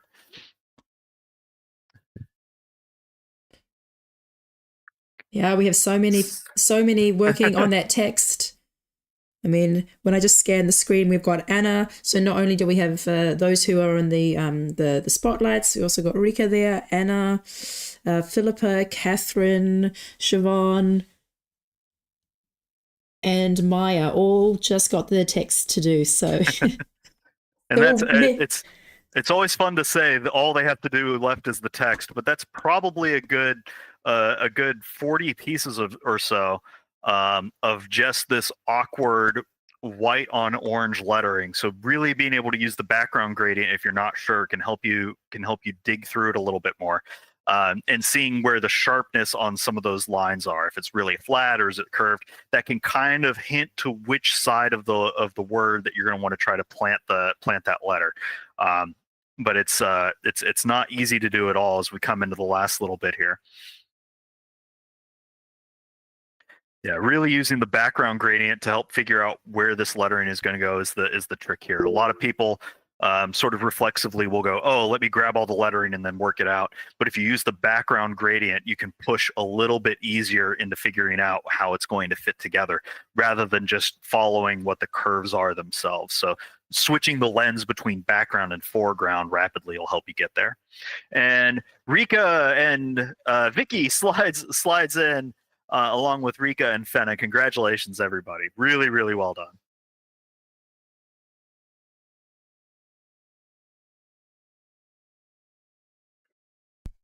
No, this is a tough section of the puzzle, especially if you're not used to working with a lot of oversized fonts. I know I mentioned it earlier, but whenever you have the fonts that are smaller than the piece size, it's relatively easy to line up all of those letters and words right in a line and go, okay, here's the letter in the order. Whenever the font is bigger than the piece, you have to use a few additional clues in order to figure out how to line them up and get them going. And you'll see that a lot of times those larger fonts are the ones that give people the most trouble. Simply because of the shape of it. Michelle, you mentioned it, and some of the other folks in the chat, like Mona, mentioned that it is very it's similar to Monaco in the sense of the very large font. I think the Monaco one is much larger. I think the Monaco font ended up being close to about 100 pieces worth of font overall. But this does have a very nice gradient to use as a context clue in the back there in order to finish up. Yeah, I have to say I'm quite impressed with people who can do their puzzle sideways or upside down. I actually did attempt that. I looked at this puzzle and I was like, you know what? I could actually attempt this one in landscape view. And I started it and it just didn't work for me. When there is an image that has a direction, I just can't, my brain just can't handle it. And I have to end up turning my head. So in the end, I did switch it around to do it in the right direction. But congrats to all those who have mastered the skill of just doing the puzzle as it compares to the box and not necessarily to how the brain wants to see it. Yeah. I've talked with some people where whenever you have awkward fonts like that, you treat it very like an abstract image. You don't even try to like think about the lettering. You just try to think about, okay, if this is some sort of weird abstract shape, how would I put it together? And so tilting the box kind of helps disentangle the brain reflex of, oh, these are letters that look like this, and misidentifying them on the piece, and makes it a little bit more of a, oh, this is the shape that goes like this. And so there's a couple of different tactics to it. But sometimes the easiest thing to do is just move the puzzle around, or even move where you're standing around a little bit, so that way you can see it a little bit easier and get in what you need to. As we come in, we're closing in here on the hour 5 mark. 1 hour 5 minutes, and we have so many finishers that are coming through. 36, 37, 38, 38 finishers so far at just over an hour 5, which is fantastic. Freya pushing just a little bit more to get those last couple of pieces in the sky. Like I said, getting that physicality going in the late half of this is really important. Jin finishes, and then Freya right behind. Congratulations to both. 39, 36, 37, 38, 39. I think Freya claims the top 40 slot. Congratulations, Freya. Yeah, so I just want to mention, so congratulations to all our finishers. That's amazing. We're only at 1 hour and 5 minutes and we're close to 40 finishers. If you would like to continue listening to the live stream, please log out and then hop over to YouTube. That way it's easier for our virtual assistants to keep a track of who is actually still puzzling. And yeah, we'd love to have a comment. Let us know what you thought of the puzzle. And yeah, feel free to listen to the live stream and also to our interviews later. Oh, that reminds me, we do interviews. I'm so distracted with all the finishes. With all the excitement, yeah. Yeah, there's so much happening. Okay, let's see. Then who was our second place? So after Kristen was Kati. So if Kati is still there. Hi. Hello, you can. There you are. Okay. Yes. Hello. Well, first off, congratulations. You're going 2 for 2 so far this year. Thank you. So tell us, what did you think of this puzzle? Have you seen it before, done it before, anything like that? I've never seen it before. It's super pretty. When I opened the wrapping paper, I immediately thought it's a great image because it has these clear sections. And even if the orange sky is very big, it's almost half of the puzzle, it has a clear gradient. I don't know if you can see it, but in the top there is dark and in the bottom it's dark, so it's kind of a double gradient, but it doesn't really matter because the top pieces that are with the dark color also have the white letters on them. So that's why I started with the orange sky, because I thought it's a decent gradient. I'm feeling good at gradient, so I started with it. And then I actually did it row by row because the colors were so easily to see. Yeah, and then I just decided to finish the sky before moving on to the bottom part, even though I knew that the letters were probably the hardest part of the puzzle. But I don't think it's always a bad idea to, like keep the verse part for last, because then you can speed up again once you've done that. So yeah, that's why I decided to finish up with the upper part first. And actually I had no issues with the lights up to this point, but when I came to the water, somehow everything looked the same, even if there is also a gradient in the water, because I knew there was like darker parts in the top and lighter parts in the bottom, but I just somehow I couldn't see it. So I was struggling a bit with it because for whatever reason I couldn't see the difference. Yes, and then I just filled up the rest of the greens. No, it was really cool to see your process on that. I saw a similar thing. Like I don't get to see the puzzles ahead of time or do them or anything like that. So the first time I see the image is the same thing. And I noticed that same like sort of reverse double gradient on both sides. And I think being able to catch early on that the top part was the dark orange that also had a little bit of lettering on it, that probably gave you a really good lock in order to ignore a big chunk of other pieces. That's really great. Whenever you started to work on it, were you thinking, let me pull these out of the pile and sort them a little bit, or were you thinking more, I'll get to some things whenever I get to them? It's just like my usual approach is when I do speed puzzling, I always sort the first section I want to do, and the rest I keep like in a whole pile. And whenever I get to the section, then I sort out the pieces. So yeah, I started to sort out the very bright oranges, and then color by color continued to the lighter oranges, and then the writings. Yeah. I really like that you mentioned that sometimes just doing the hard thing is the right approach to take. At what point when you were closing in on the end did you feel that like second gust, that second wind of let's go and start accelerating? I think I didn't really feel it. I think it didn't work out quite well, but probably when I was done with the water, because as I explained, I had struggles with it. And when I came down to the last pieces of the water, then I felt like I was being fast again. And then, there are some buildings down there. These went together pretty quickly, and then the rest it was just filling in the last pieces. Oh, it's really great, and congratulations for a job well done. That's really great. So I guess some general questions. I know we were talking with you and your pair yesterday. What are your solo puzzling resolutions for 2025? Yeah, so I think probably one would be winning one EJJ. I've never been first place before, so I've been on the podium several times, but it's not like I've not been first place. So that's still on the checklist. And then obviously competing in the German nationals. It's going to be in February. I think I'm hoping for first place, just by knowing the German competition from the World's Championship. I think it should be doable. And then also for Worlds, podiums for some categories. It's like ambitious goals, but as I mentioned the other day, I'm gonna train the whole summer, so we'll see how it goes. Yeah. All right.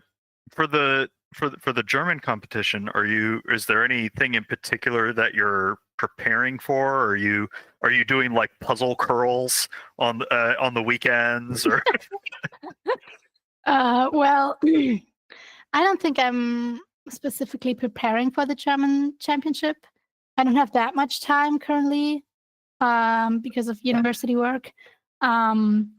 So yeah, I'm just doing the EJJs and hoping that this will be enough to still compete at my normal level.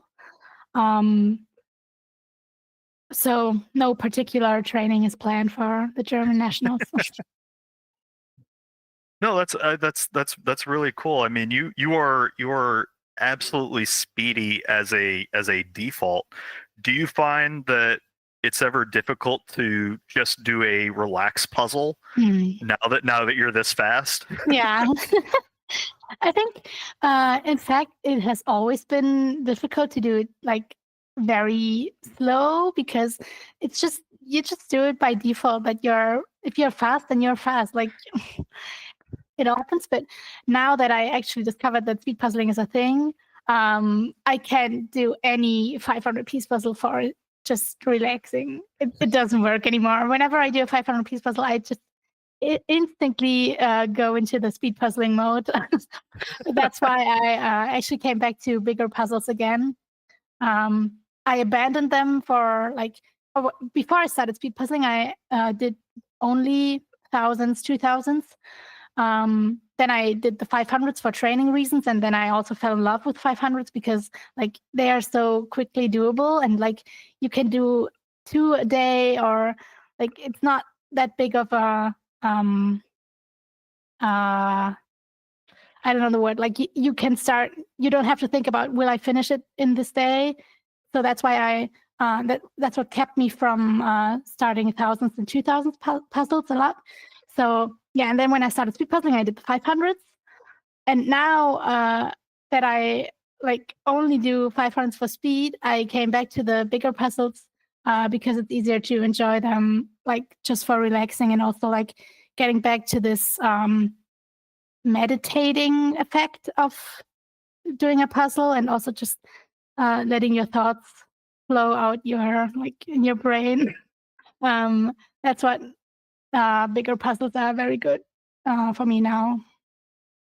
Well, I guess that's kind of a fun question. Is whenever you're doing speed puzzling, what does the thought process look like? Are you making decisions piece by piece? Or are you being okay, after I get this one done, I'm going to go over here and I'm going to grab this, and what does the internal mind of Kati look like as you're going fast? So we're talking when I'm in the perfect speed puzzling mode, because there's also, I'm trying to do a puzzle for speed, not being in the perfect mindset. So we're just talking if everything works well. I think actually it's section by section. So for this puzzle, when I'm working, as I said, I started with the very dark oranges, and as I assembled it, I thought about what will I do next. So easy sections allow your mind to also think about the next steps and not only focus on the pieces that you see. I think that's also why I like puzzles that are that have these clear sections, because it makes it easy. If you work on that section and it kind of goes by itself, I guess it comes together, and then you have these free capacity in your mind to think about what do you do next, what are hard parts of the puzzle, what do you have to be careful of, for example, the thing with the double gradient. Yeah, I think that's somehow part of what goes through my mind. That's really cool. Being able to plan out the next section while you're working on one is really, really cool tactic. And I know we're sort of running on time here, so I'll let you get on to your next adventure. But congratulations on a job well done. Thank and you. Good luck on all the resolutions this year. I know they're coming down the pipeline for you. You're wonderful. Yeah, thanks so much, Kati. Thank you very much. Yeah, I think that's amazing that you're dedicating some time to training, and yeah, I believe in you. Thanks, guys. Have a nice evening. Yeah, thanks. You too. Bye. All right, so just catching up where we are. The time is 1 hour and 16 minutes, and I've lost count of how many we've finished, but maybe about 55 people have finished. And yeah, it's a lot more people will be finishing in the next 10 minutes. And for those who are taking a bit of a slower pace, we still have over 40 minutes. So yeah, keep going, do your best. And it looks like Andrea, who was our third place participant, wasn't able to stay. Oh, sorry, third place. Yeah, third place today, wasn't able to stay. Yeah, just on screen at the moment we have Frida, Steffi H, Johanna, Kim, Joanna, and Annalise, all doing a fantastic job and all on the home stretch. So yeah, we'll be seeing their finishes in the next few minutes.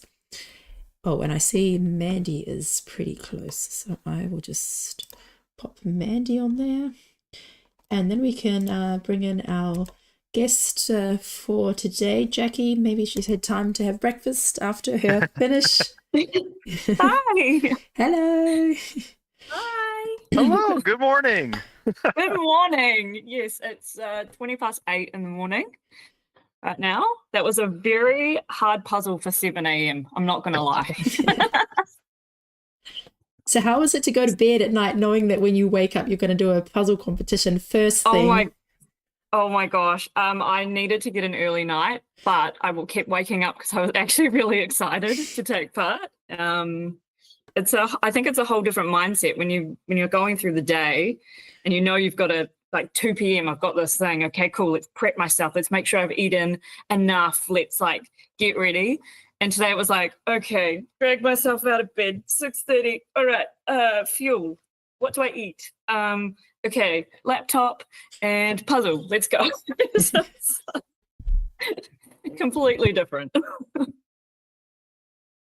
No, that's really, really wonderful. I guess the very first thing that I'm excited about. Tell me about all the cool things that are happening in New Zealand jigsaw puzzling right now. So many things. It's been such an exciting year. The New Zealand Jigsaw Puzzle Association was formed coming up a year ago. The launch event was during International Puzzle Day last year, which basically was a whole entire community event, everybody doing puzzles, giveaways. It's just such a great opportunity to bring the community together. We had the first nationals last year in July, and speed puzzling has really taken off. This year we're running regionals as well as more online competitions. So what went from just this community of people enjoying puzzles has become a really competitive speed puzzling market, which is amazing. And we had a record number of Kiwis go to Worlds last year. We're looking on track to have an incredible amount of the same competitors going and new competitors going. So it's really exciting to see how much this community has grown in just 12 months. The great thing is not only from a speed puzzling perspective, but even just a community building. There are puzzle libraries everywhere. Last year, during Mental Health Week up in Auckland, we did the 13,000 Clementine Vision Area, if everyone's familiar, as the kind of Mental Health Week. It took a little bit longer than we expected, but really just a great community building, bringing people together, advocating for puzzling within New Zealand. And we're trying to get a lot more into our media here as well to get more people involved and get them excited for events like this, events like Worlds, but also just puzzling for mental health in general is such a great thing. So with all of those things going on, because that's a lot all at once. Like it's absolutely phenomenal. What are you most proud of or most excited of right now? Oh gosh, from a personal perspective, I think I'm most proud of going to Worlds and getting to compete for New Zealand. That was incredible. Like being on the screen, being with my friends, getting to meet everybody was fantastic. That was cool. From an overall NZJPA perspective, it's just building this community. I think I'm most proud of the community that we have and the ability to put on these incredible events. You know, we went from having 70 individual competitors last year in our nationals to having sold out regional events across the country, and we'll likely have a sold out national event as well. So I'm just proud of the fact that we've brought this together, that we're bringing people together, and this community is incredible. It really is wild how much puzzling brings people together. I know there's the tagline of, you know, building all the connections piece by piece, right? But have you noticed that like anything about your puzzling or connection to it has changed now that you're part of one of the organizing bodies for things? Absolutely. You know, this was, I think like everybody, I restarted puzzling during COVID and I started just doing puzzles. We were in a very intense lockdown for a long time. And so that was my mental health escape, right? And so now I started speed puzzling, I started competing, and then to be part of the body and seeing the effect that we're having on people is really special. Like to see that people are starting puzzling and realizing how much it's changing their mental health and their life, and also making friends.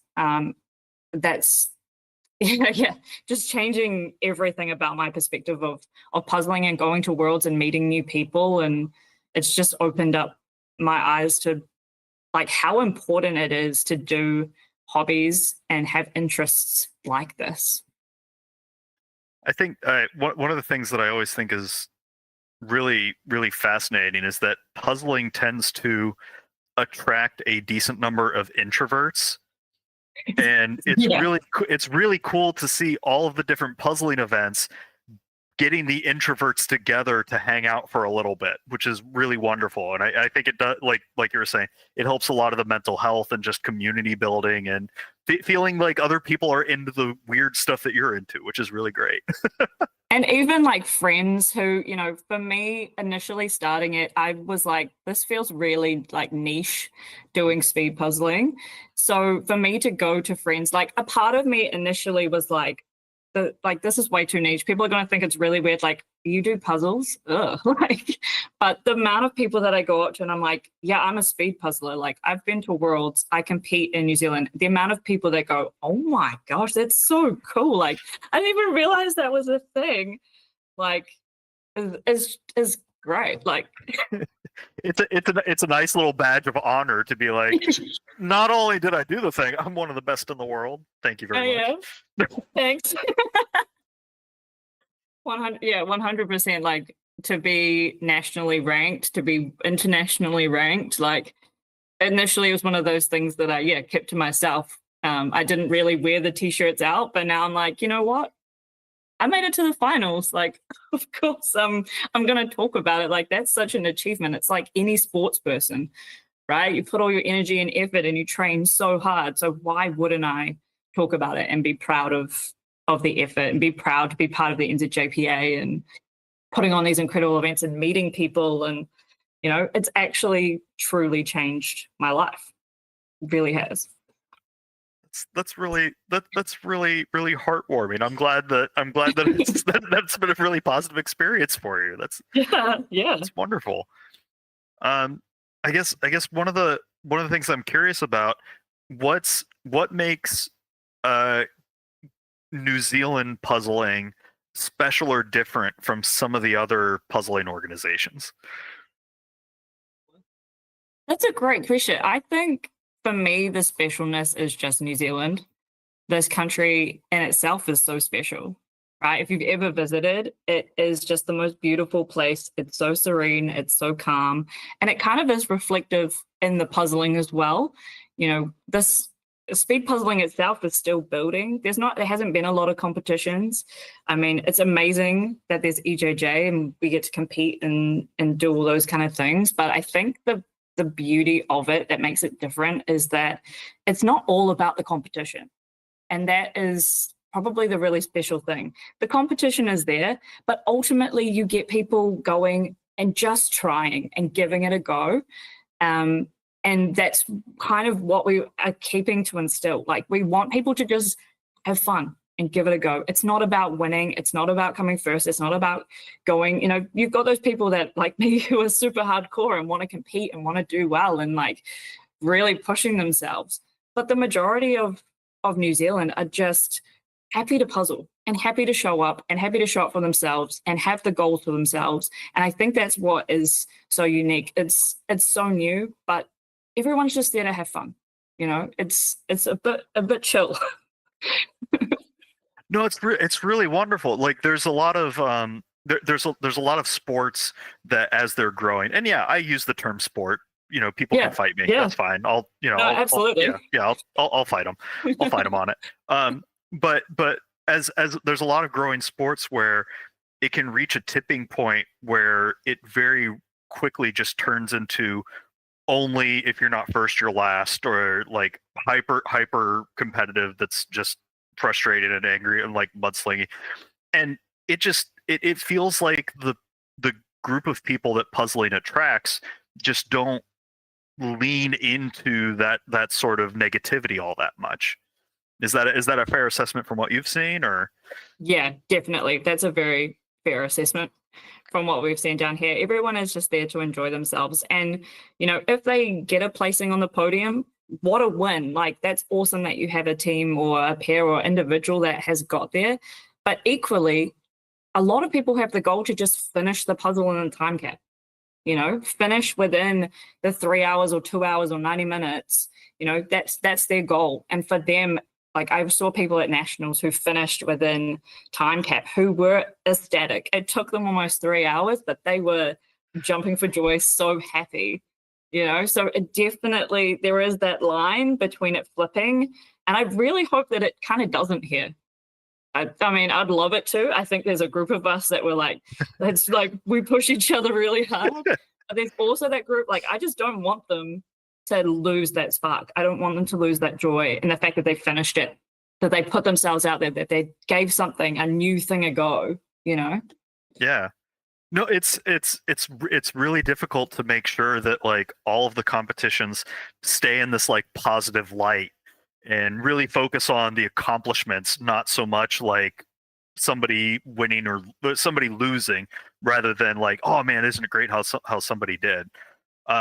What sort of things does the New Zealand Puzzle Association think about trying to make sure that the positivity stays in the competitions and everything? I don't think there's anything specific that we do. It's really just like making sure that we reiterate that everyone can have a go, that everyone can be involved. It doesn't matter your age. It doesn't matter gender, you know, like all those things. It doesn't matter who you are. You can participate. It doesn't matter if you're fast or slow, like, and just making sure that it is an open space, that everybody feels like they can come in and be a part of it. And there's no judgment on who you are or what you do. Like, that's the biggest part. We want it to be fun. It's meant to be fun, right? Puzzles are meant to be fun. Wait. Sorry, I might have missed that last part. What are puzzles meant to be? They're meant to be fun, guys. Oh, okay. We're meant to have fun with, you know, like, you get the hardcore people, but if you walk off the floor, and I did this at Worlds, I'll admit, like, I walked off the floor, I felt I hadn't done my best, like, in myself. Like, I was so upset. But I had people back at home messaging me going, get your head out of your ass and go and have fun. Like, think about where you are and go and enjoy yourself. And that mentality for us needs to come over, you know, it comes over into our competitions. Like, just go have fun. Just try something, do something different, try something new. Like, and we're, you know, the board in particular always try to get out and meet people. And events like when we do online ones, we congratulate every person on doing it and make sure we comment back to people on our social media, get people involved. Nationals, we talk to people, and our regionals, go and talk to them, cheer them on. Like, that's all part of it. It's the community. Yeah, I think that's so important. And yeah, I just had my microphone off because sometimes I need to have a bit of a cough.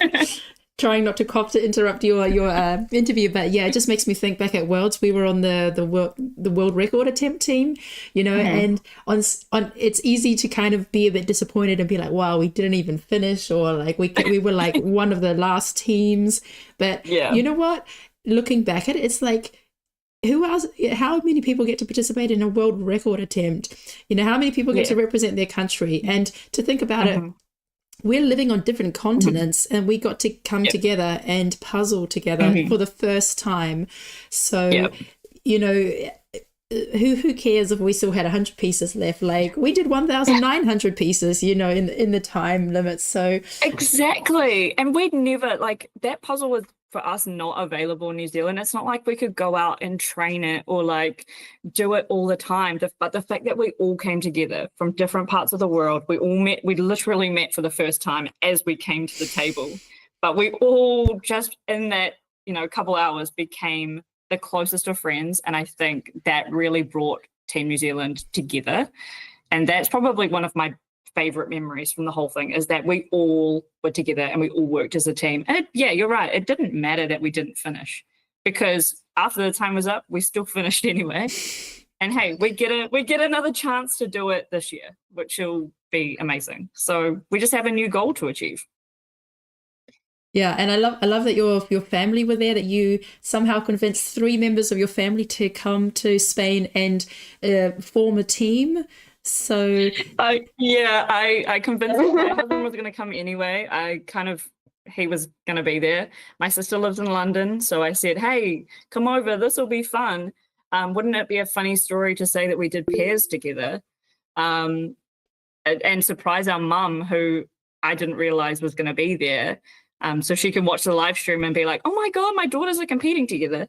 Then she decided that she wanted to come and surprise us, but gave the secret away a little bit early. So then we had a puzzle team. So, somehow we thought it would be a hilarious story of how the family fell apart, because we had this massive fight at the World Jigsaw Puzzle Championships doing the teams event. But it was actually just the best experience. Like that the world record attempt and the teams I have very fond memories of, because it was the fun. It was so much fun. Yeah, I try to remind people that it's really great to be intense and want to do your best, but it's about, at the end of the day, did you have a good time doing the thing, right? Like, shake off the intensity and then just go, man, isn't it cool that I'm surrounded by so many other people that are into this nerdy thing the same way I am, and we're all in here together to do it. Like, it's absolutely phenomenal. Fruzy's mentioning that one of the things she loves about speed puzzling is it turns a solitary hobby into something that for extroverts too, which is really wild. Just the Venn diagram of how it overlaps is really fascinating. Yeah, I mean, if you're a bit more of an extrovert, like pairs and teams where you can like really take charge is like a great thing. But if you just want to be by yourself and puzzle, you've got individuals. Like, there's really something for everybody and everybody to take part in. And you can be a vocal voice if you're a bit more of an extrovert and like do the Instagrams or do the YouTubes or like become a bit more of a face. But if you want to just puzzle, you can just puzzle, which is great. Yeah. No, it's really cool. And I don't want to interrupt too much, but I do want to make a quick plug here. There's a good chance that we could have everybody finish the solo 500 EJJ here. So if you're listening onto the thing, keep pushing. We're all rooting for you. You guys got this.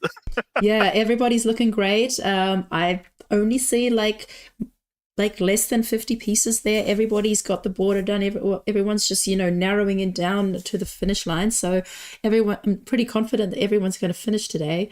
So yeah, keep on going. Maya, Vesna, Rebecca, James, Kirsty, Loretta, and Sam. We're all cheering for you. Oh man. So Jackie, do you have some specific goals? Or you mentioned to reach the final at the Worlds this year. Yeah, that would be great. I mean, I got very lucky to make the final. Thank you, Michelle, to make the final last year. That was a real honor to be there and to represent New Zealand. I'd love to get there, but I know it's going to be really hard. The rules have changed.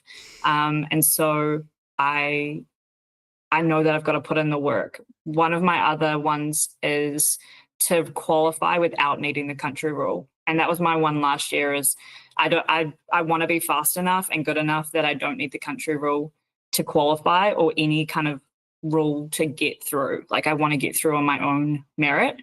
And so, yeah, that's still the goal this year, is to be fast enough. I've got some other like local ones.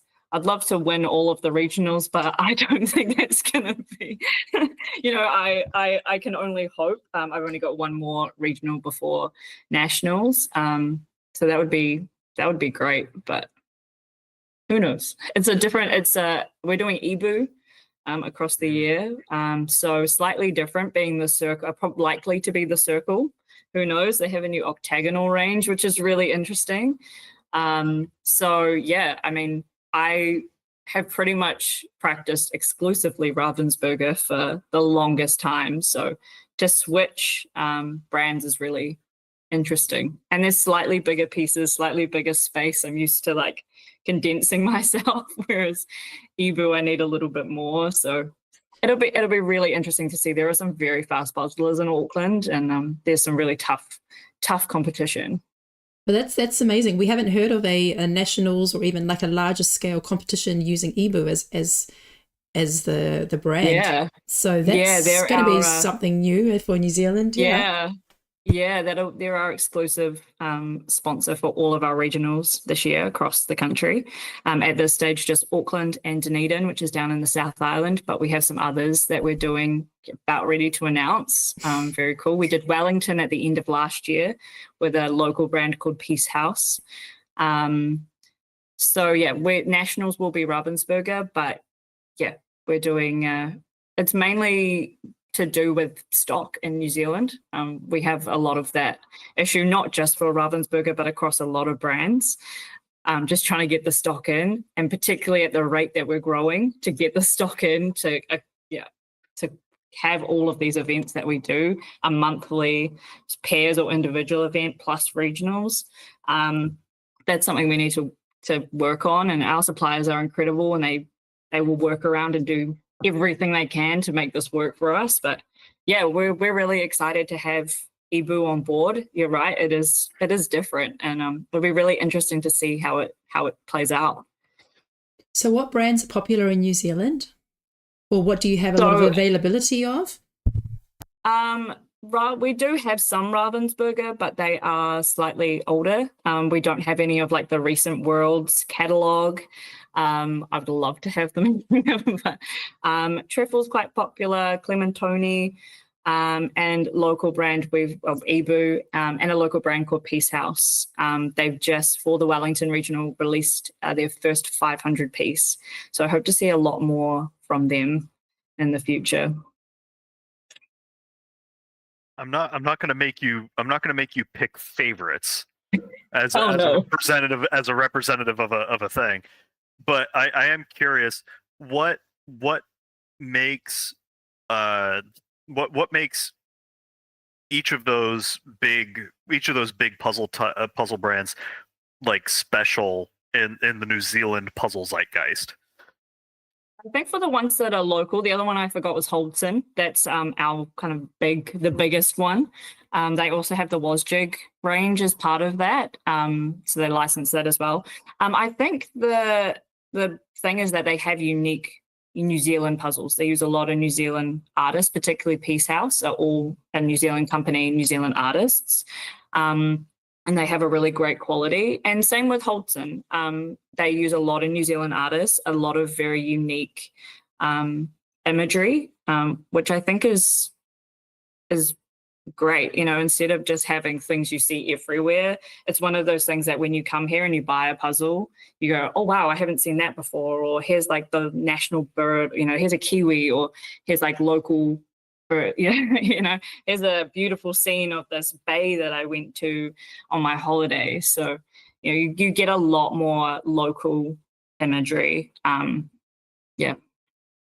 Oh, that's really cool. What kind of images do New Zealanders tend to gravitate towards?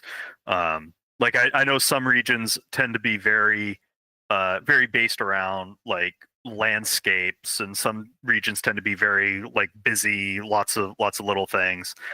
What do New Zealanders tend to gravitate towards? I think we're more of a landscape country. We like to puzzle the places around us. Yeah, you know, like all of the landmarks around the country, that because they are just so beautiful. Kind of like today where you get like the water and the trees and the sky, and you know, it just reminds you of a beautiful place that you've been. Or there's definitely times, there was a competition 2 years ago which had a puzzle with just a white sky, which I know really triggers some people. People still see that puzzle and shudder. But yeah, landscapes are very popular here. That's great. I have somebody that is asking me to ask this, and I apologize in advance because I already know the answer. Is there a requirement to do the puzzles upside down in New Zealand? Much like the toilets spinning the other way. Yeah. Yeah. You have to do it upside down and standing on your head. No. Yeah. Thankfully not. You can do the puzzle whichever way you want.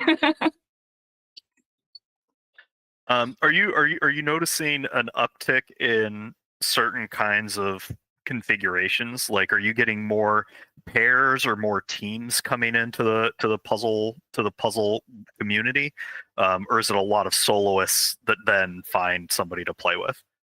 Yeah, there's I think for here, because it's so new, we do see a lot of people wanting to do pairs and teams, being part of a group before putting themselves out there. We definitely see more pairs, two people, mum and daughter or friends, or, I think finding team is often harder.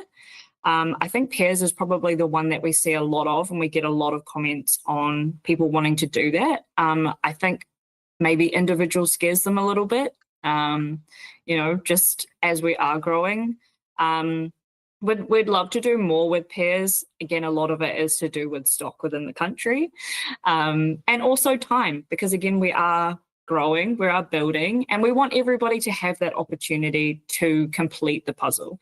I'd hate to do a 90-minute competition and have half of the field not complete it and feel dejected and feel like they haven't done a good job and don't want to compete again. We'd rather have people come out of it and go, yeah, I did a great job, I finished the puzzle, or I was only 50 pieces away from finishing, or we want the majority of the field to get through it, to feel good about it, and to continue, to have those goals and keep moving. No, it's a really cool philosophy, because you could also make an argument going the other direction, that at major competitions you want to have the harder puzzle because you want to test the puzzlers on as to what they can really do. So why I guess a fair question might be, why not hit the puzzlers with something a little tricky from time to time? Oh, that definitely happens. Just after coming home from Worlds, there was an online competition with I think it's called Clementoni Squares, and it's literally it did my eyes in. It was just busy squares in the front. It was one of the Color Boom. Got it. Yeah, that'll do it. Yeah. So they definitely hit us. They definitely hit us hard sometimes. It's not necessarily to say that the puzzle is easy.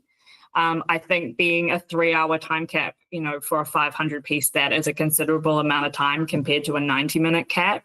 Yeah. The winner of the nationals finished it in 51 minutes. It was the Maritime Flair Ravensburger. Yeah. So it's not an overly easy puzzle, and it's not an overly hard puzzle. So it meant that you get both of that. The fast people were able to finish it quickly, but you also had those people who were able to complete it within that 3-hour cap. Cool. Yeah. We're just as a reminder for the folks that are finishing up, we have about just under 14 minutes left.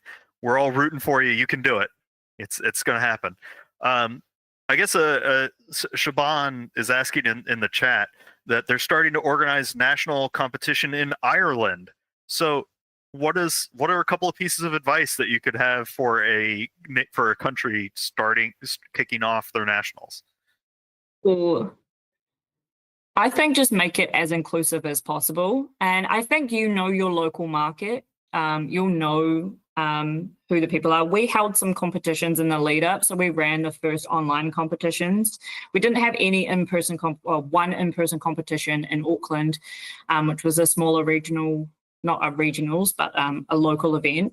So there was kind of an idea of what the market was at.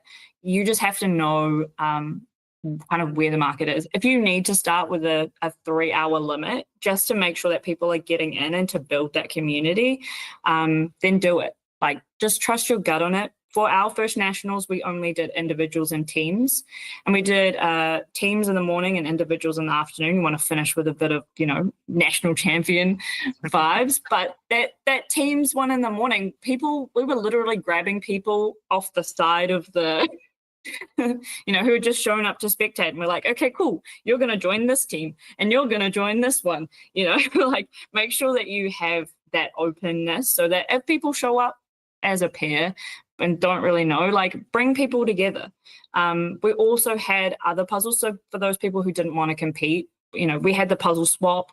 We had other puzzles just laying around. So if you just wanted to like casually do it, we had things like puzzle chess, and like a little mini speed run. So like making sure that you've got opportunities for people who are just interested in the competition and want to see what it's like, but also give them the opportunity to like chuck a couple pieces of the puzzle in and get them excited. I know people who went last year who are competing this year because they saw what happened last year and saw how fun it was and how much, everyone was enjoying it, or seeing people finish within that time cap or not even get close to the time cap, So just make sure you are being inclusive of all the people around you is probably give everybody the opportunity, no matter if they're actually competing or not, to participate.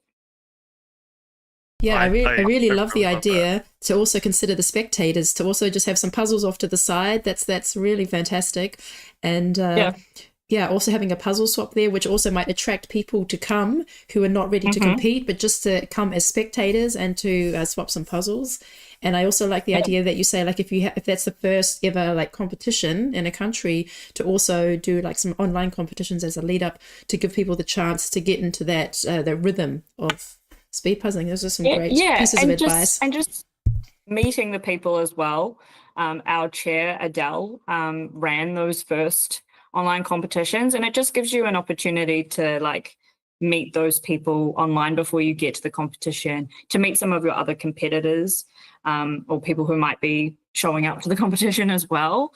And also, I think when you show up for the first time, you've got a lot of jitters, you've got a lot of nerves. And if you have been in that environment, unless you have competed, you don't know what it feels like.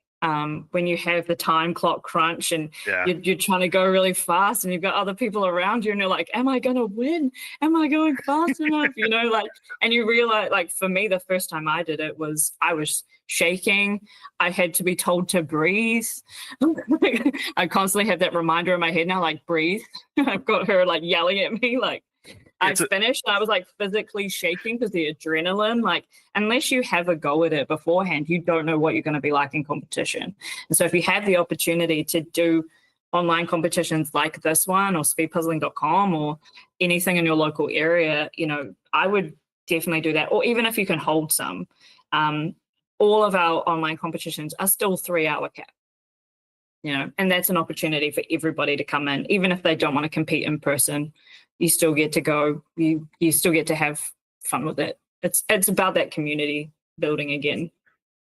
That's really great. I tell people sometimes, hey, just find a puzzle that was used in one of the other competitions, and put the stream on in the background and listen to it as you go. That way you can get that. Like, have somebody puzzle next to you so you can get used to having people around, right? Like, and people tapping or doing things. I would make in the lead up to Worlds or Nationals, I made my husband, he knew what the time was, he could see my clock. I made him at like the 45-minute time randomly start clapping like somebody else had finished before me. So he would walk around the lounge and just randomly start clapping like someone was finishing. So I'd go, oh crap, like I gotta go a little bit faster, like I gotta move.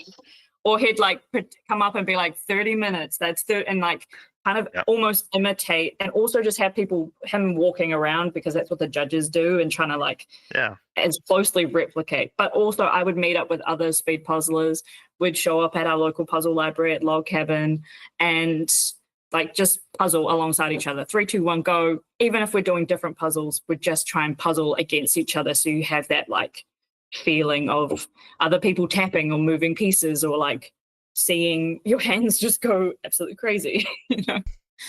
When I was preparing for Worlds, I watched a lot of video recaps from puzzlers who had been to 2023 Worlds, and one of them was from Donna Louise, and she said that she was practicing getting comfortable puzzling in public, and so she would meet a friend at a cafe and they would do a puzzle together there, just to have that feeling like people are watching me, people are walking past and they're stopping, and you can tell that they're wondering what you're doing. They're looking. Sometimes you hear them talking. Oh, she's really fast, you know. And so I did that when we were on holiday. I tried to puzzle. I puzzled in the breakfast room. So as soon as breakfast was over, I started doing a puzzle there, and people would come over, and little kids would stop and watch. And I just try to focus and just do my thing, and not be like, oh, you know, am I going to slow down? And also just in the hotel lobby, just wherever there was a table, and not be like, try not to be self-conscious. And I think that really helped. Yeah, absolutely. I agree with that. Just trying to get out, because it is such a different experience, right? It is unlike anything else. From a sport perspective, like you can walk out on the field, you know, you potentially have a team around you, but puzzling is very much like you and your mind. Like, and that's a really tough thing sometimes, to not get in your head, to not have that self-doubt as you're going, but to also have people around you to like wanting to try and put pieces in, or like, get away. No, it's really cool. I have a little bit of a gear shift. A lot of the people that compete, they're like excited about the competition, and they want to jump into it. What is your pitch to somebody who has never done any puzzles, may not be into puzzles, and they just walk by and see the event going on? Like, how do you hook them to say, give it a go? Yeah, I mean, I just went down to puzzle with my World's Pairs partner down in Taupo, which is in the central North Island, and we were practicing in a public area, and we're trying to explain like what we're doing and why we're doing it, and we're not just two crazy people like randomly doing a puzzle at 10 a.m. in the morning. So for us, it's really just about explaining what it is. A lot of times, if you're not into puzzle, like I've forced my husband to do it, but that's just because he loves me. I think you can have a better chance of getting people if they're into puzzling. If you think puzzling is stupid, which is an absolutely ridiculous claim, then you're probably not going to want to puzzle. But I think if you can, like for us, it's about reiterating the mental health benefits of it. Like it's such a big thing. And also that it uses both parts of your brain at the same time. Like people forget that there's the cognitive, like seeing the image and figuring out colors, but also the physical, that you're picking up pieces and you're using your dexterity. And so for me, it's about explaining that you're using both sides of your brain and what that means and how good it is for you. A lot of the times it's just getting people into puzzling. And that also, you don't have to do 1,000 pieces. You can do 100 pieces. You can do 500 pieces, you know, like you don't have to go for the 13,000 piece, you know, beautiful one. You can start small. One thing that I do in my office is I literally just have a puzzle out on the table. And my workmates are not big puzzlers, but they enjoy like just getting away from the screen and chucking a couple pieces in, and then they go, oh yeah, this is fun, and then they come back the next day and they spend a little bit more time on it, and then they spend a little bit more time on it, and now we've had to put a time cap on it. So you know, like I think it's once people get into it and get that feeling like, oh yeah, I'm really enjoying myself for this like 5 minutes, or yeah, I managed to get a piece in, like the accomplishment of getting a piece in, oh my gosh, for brand new puzzlers, it's like, yes. It's huge, especially if there's like a 500 piece puzzle just sitting out. They're like, oh, haha, aren't I clever? Right? Like that extra little boost is really, really wonderful to give people. Exactly. And it just, again, helps your mental health. It helps your thinking throughout the day. It helps like everything that you're doing, because you're like, yeah, I got a puzzle piece in. I'm cool. Like, move on. Oh man. All right. So another little bit of a gear shift. I'm gonna wave a magic wand, and any puzzle that image that you could want just appears in front of you. What does that puzzle look like? Oh. It could even be one that you already have. But just what would it look like? Oh gosh. I think for me, I love a little bit more, not an illustration, but I love a little bit more whimsical. I love lots of bright colors. Not what we had today. That's okay. Yeah, I think I really gravitate towards puzzles with bright colors. Maybe even a little bit more segmented. There's a really cool, maybe not as busy. That's a really roundabout way. Just explaining every puzzle. I'm not really a sky person, but that's one of my things I need to work on is sky. Or like super busy. The sweet shop that the Australian Nationals just did. Yeah. Super tough. And I'm like Michelle, I hate lupines. I got lupines 2.0 in for my pairs round, and as soon as I opened the bag, I looked at my sister and I went, "Oh no!" I was like, "That's the only one that I didn't want to get out of that series, and it's the one we got." Maybe that's a puzzle competition to do at some point. It's just puzzle rage, where it's who can be the last person standing doing only the puzzles that everybody doesn't like. That everybody doesn't like. Balloon party, lupines, like. Some nature edition kind of like. Oh yeah! Oh my gosh! Pretty I mean, fun. some of those series are beautiful for not speed puzzling. Like, oh yeah, they're if you're just doing it for images. fun. And parts of them are really good. Yeah. I just need to interrupt. We have 45, just over 40 seconds left. So Sam B is really close. Just try and get another couple of pieces in, and Loretta as well. We believe in you. You've done really well to stick around so long, and it is hard to puzzle for 2 hours non-stop.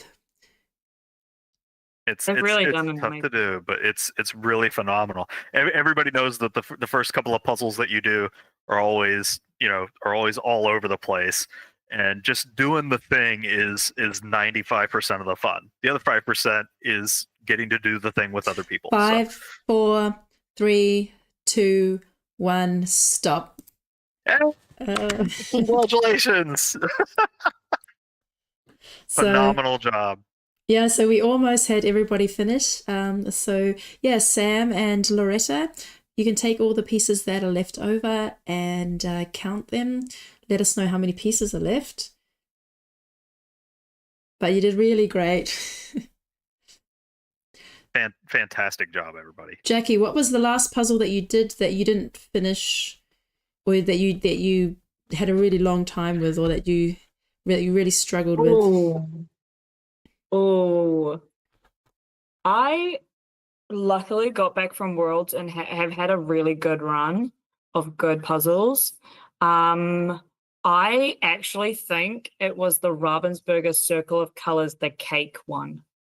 I think that was the one that it took me I think it took me an hour 45 when my times are normally around that hour mark. I remember getting really frustrated. I think at one point I threw my timer across the room in rage. I think that'll be another good one for the rage.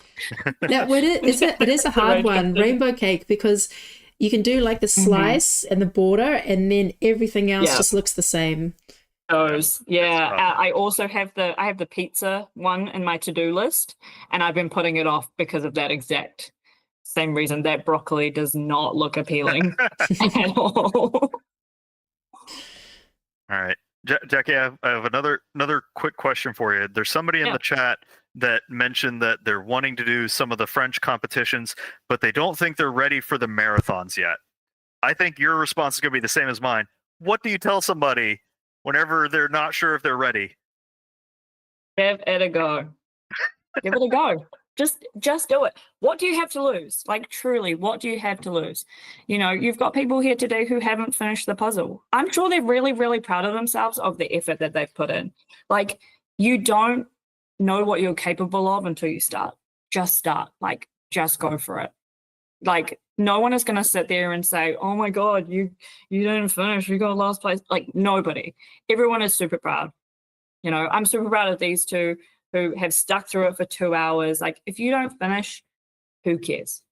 nobody cares apart from maybe yourself. But like, and like, no, But you're nobody doing cares. it with so many other people. Like I'm super excited for Yeah. I'm super excited for Sam and Loretta for doing this. Like it's Yeah. amazing. Yeah, So and they were do the thing. They were in a competition with Kristen and Kati and Victor, you know, like this is Juggernauts of the sport. Yeah. Yeah. Literally the world champion. Like you get to compete with the world champion.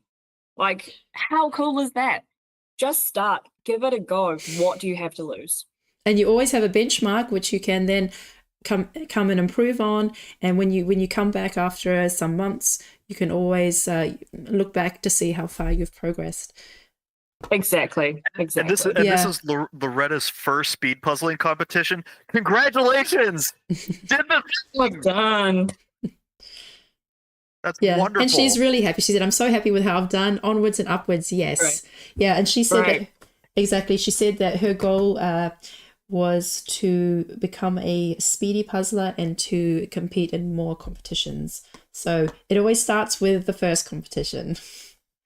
Yeah, so well Exactly. done, Loretta. And yeah, so thanks so much, Jackie. I've really enjoyed chatting with you. And Yeah. yeah, I guess you've got work and the rest of your day to get on Yeah, with. now to get ready for work and Yeah. start my day. Yeah. So thanks everyone for participating. It was really great. We had a really large competition and everyone did so well. And thanks for all those on YouTube who shared the experience with us and commented. There's quite a bit of chat going on, so we really appreciate it. And yeah, we look forward to the next competition. Let me just double check when that is. Monday, I think. So Monday will be another solo competition, 500 pieces. And then on the Sunday, so the following Sunday, we will have our first ever 1,000 piece solo. So Let's do it! that's going to be exciting. So yeah, we look forward to sharing that with you all, and wish everyone a good night and a good work day, Jackie. So, and maybe you'll join us again sometime if the... Absolutely. I would love to join again. This has been so much fun. That's awesome. Well, thanks so much, Jackie. Thanks so much, everyone. Have a good night. Yeah. See you later. Bye.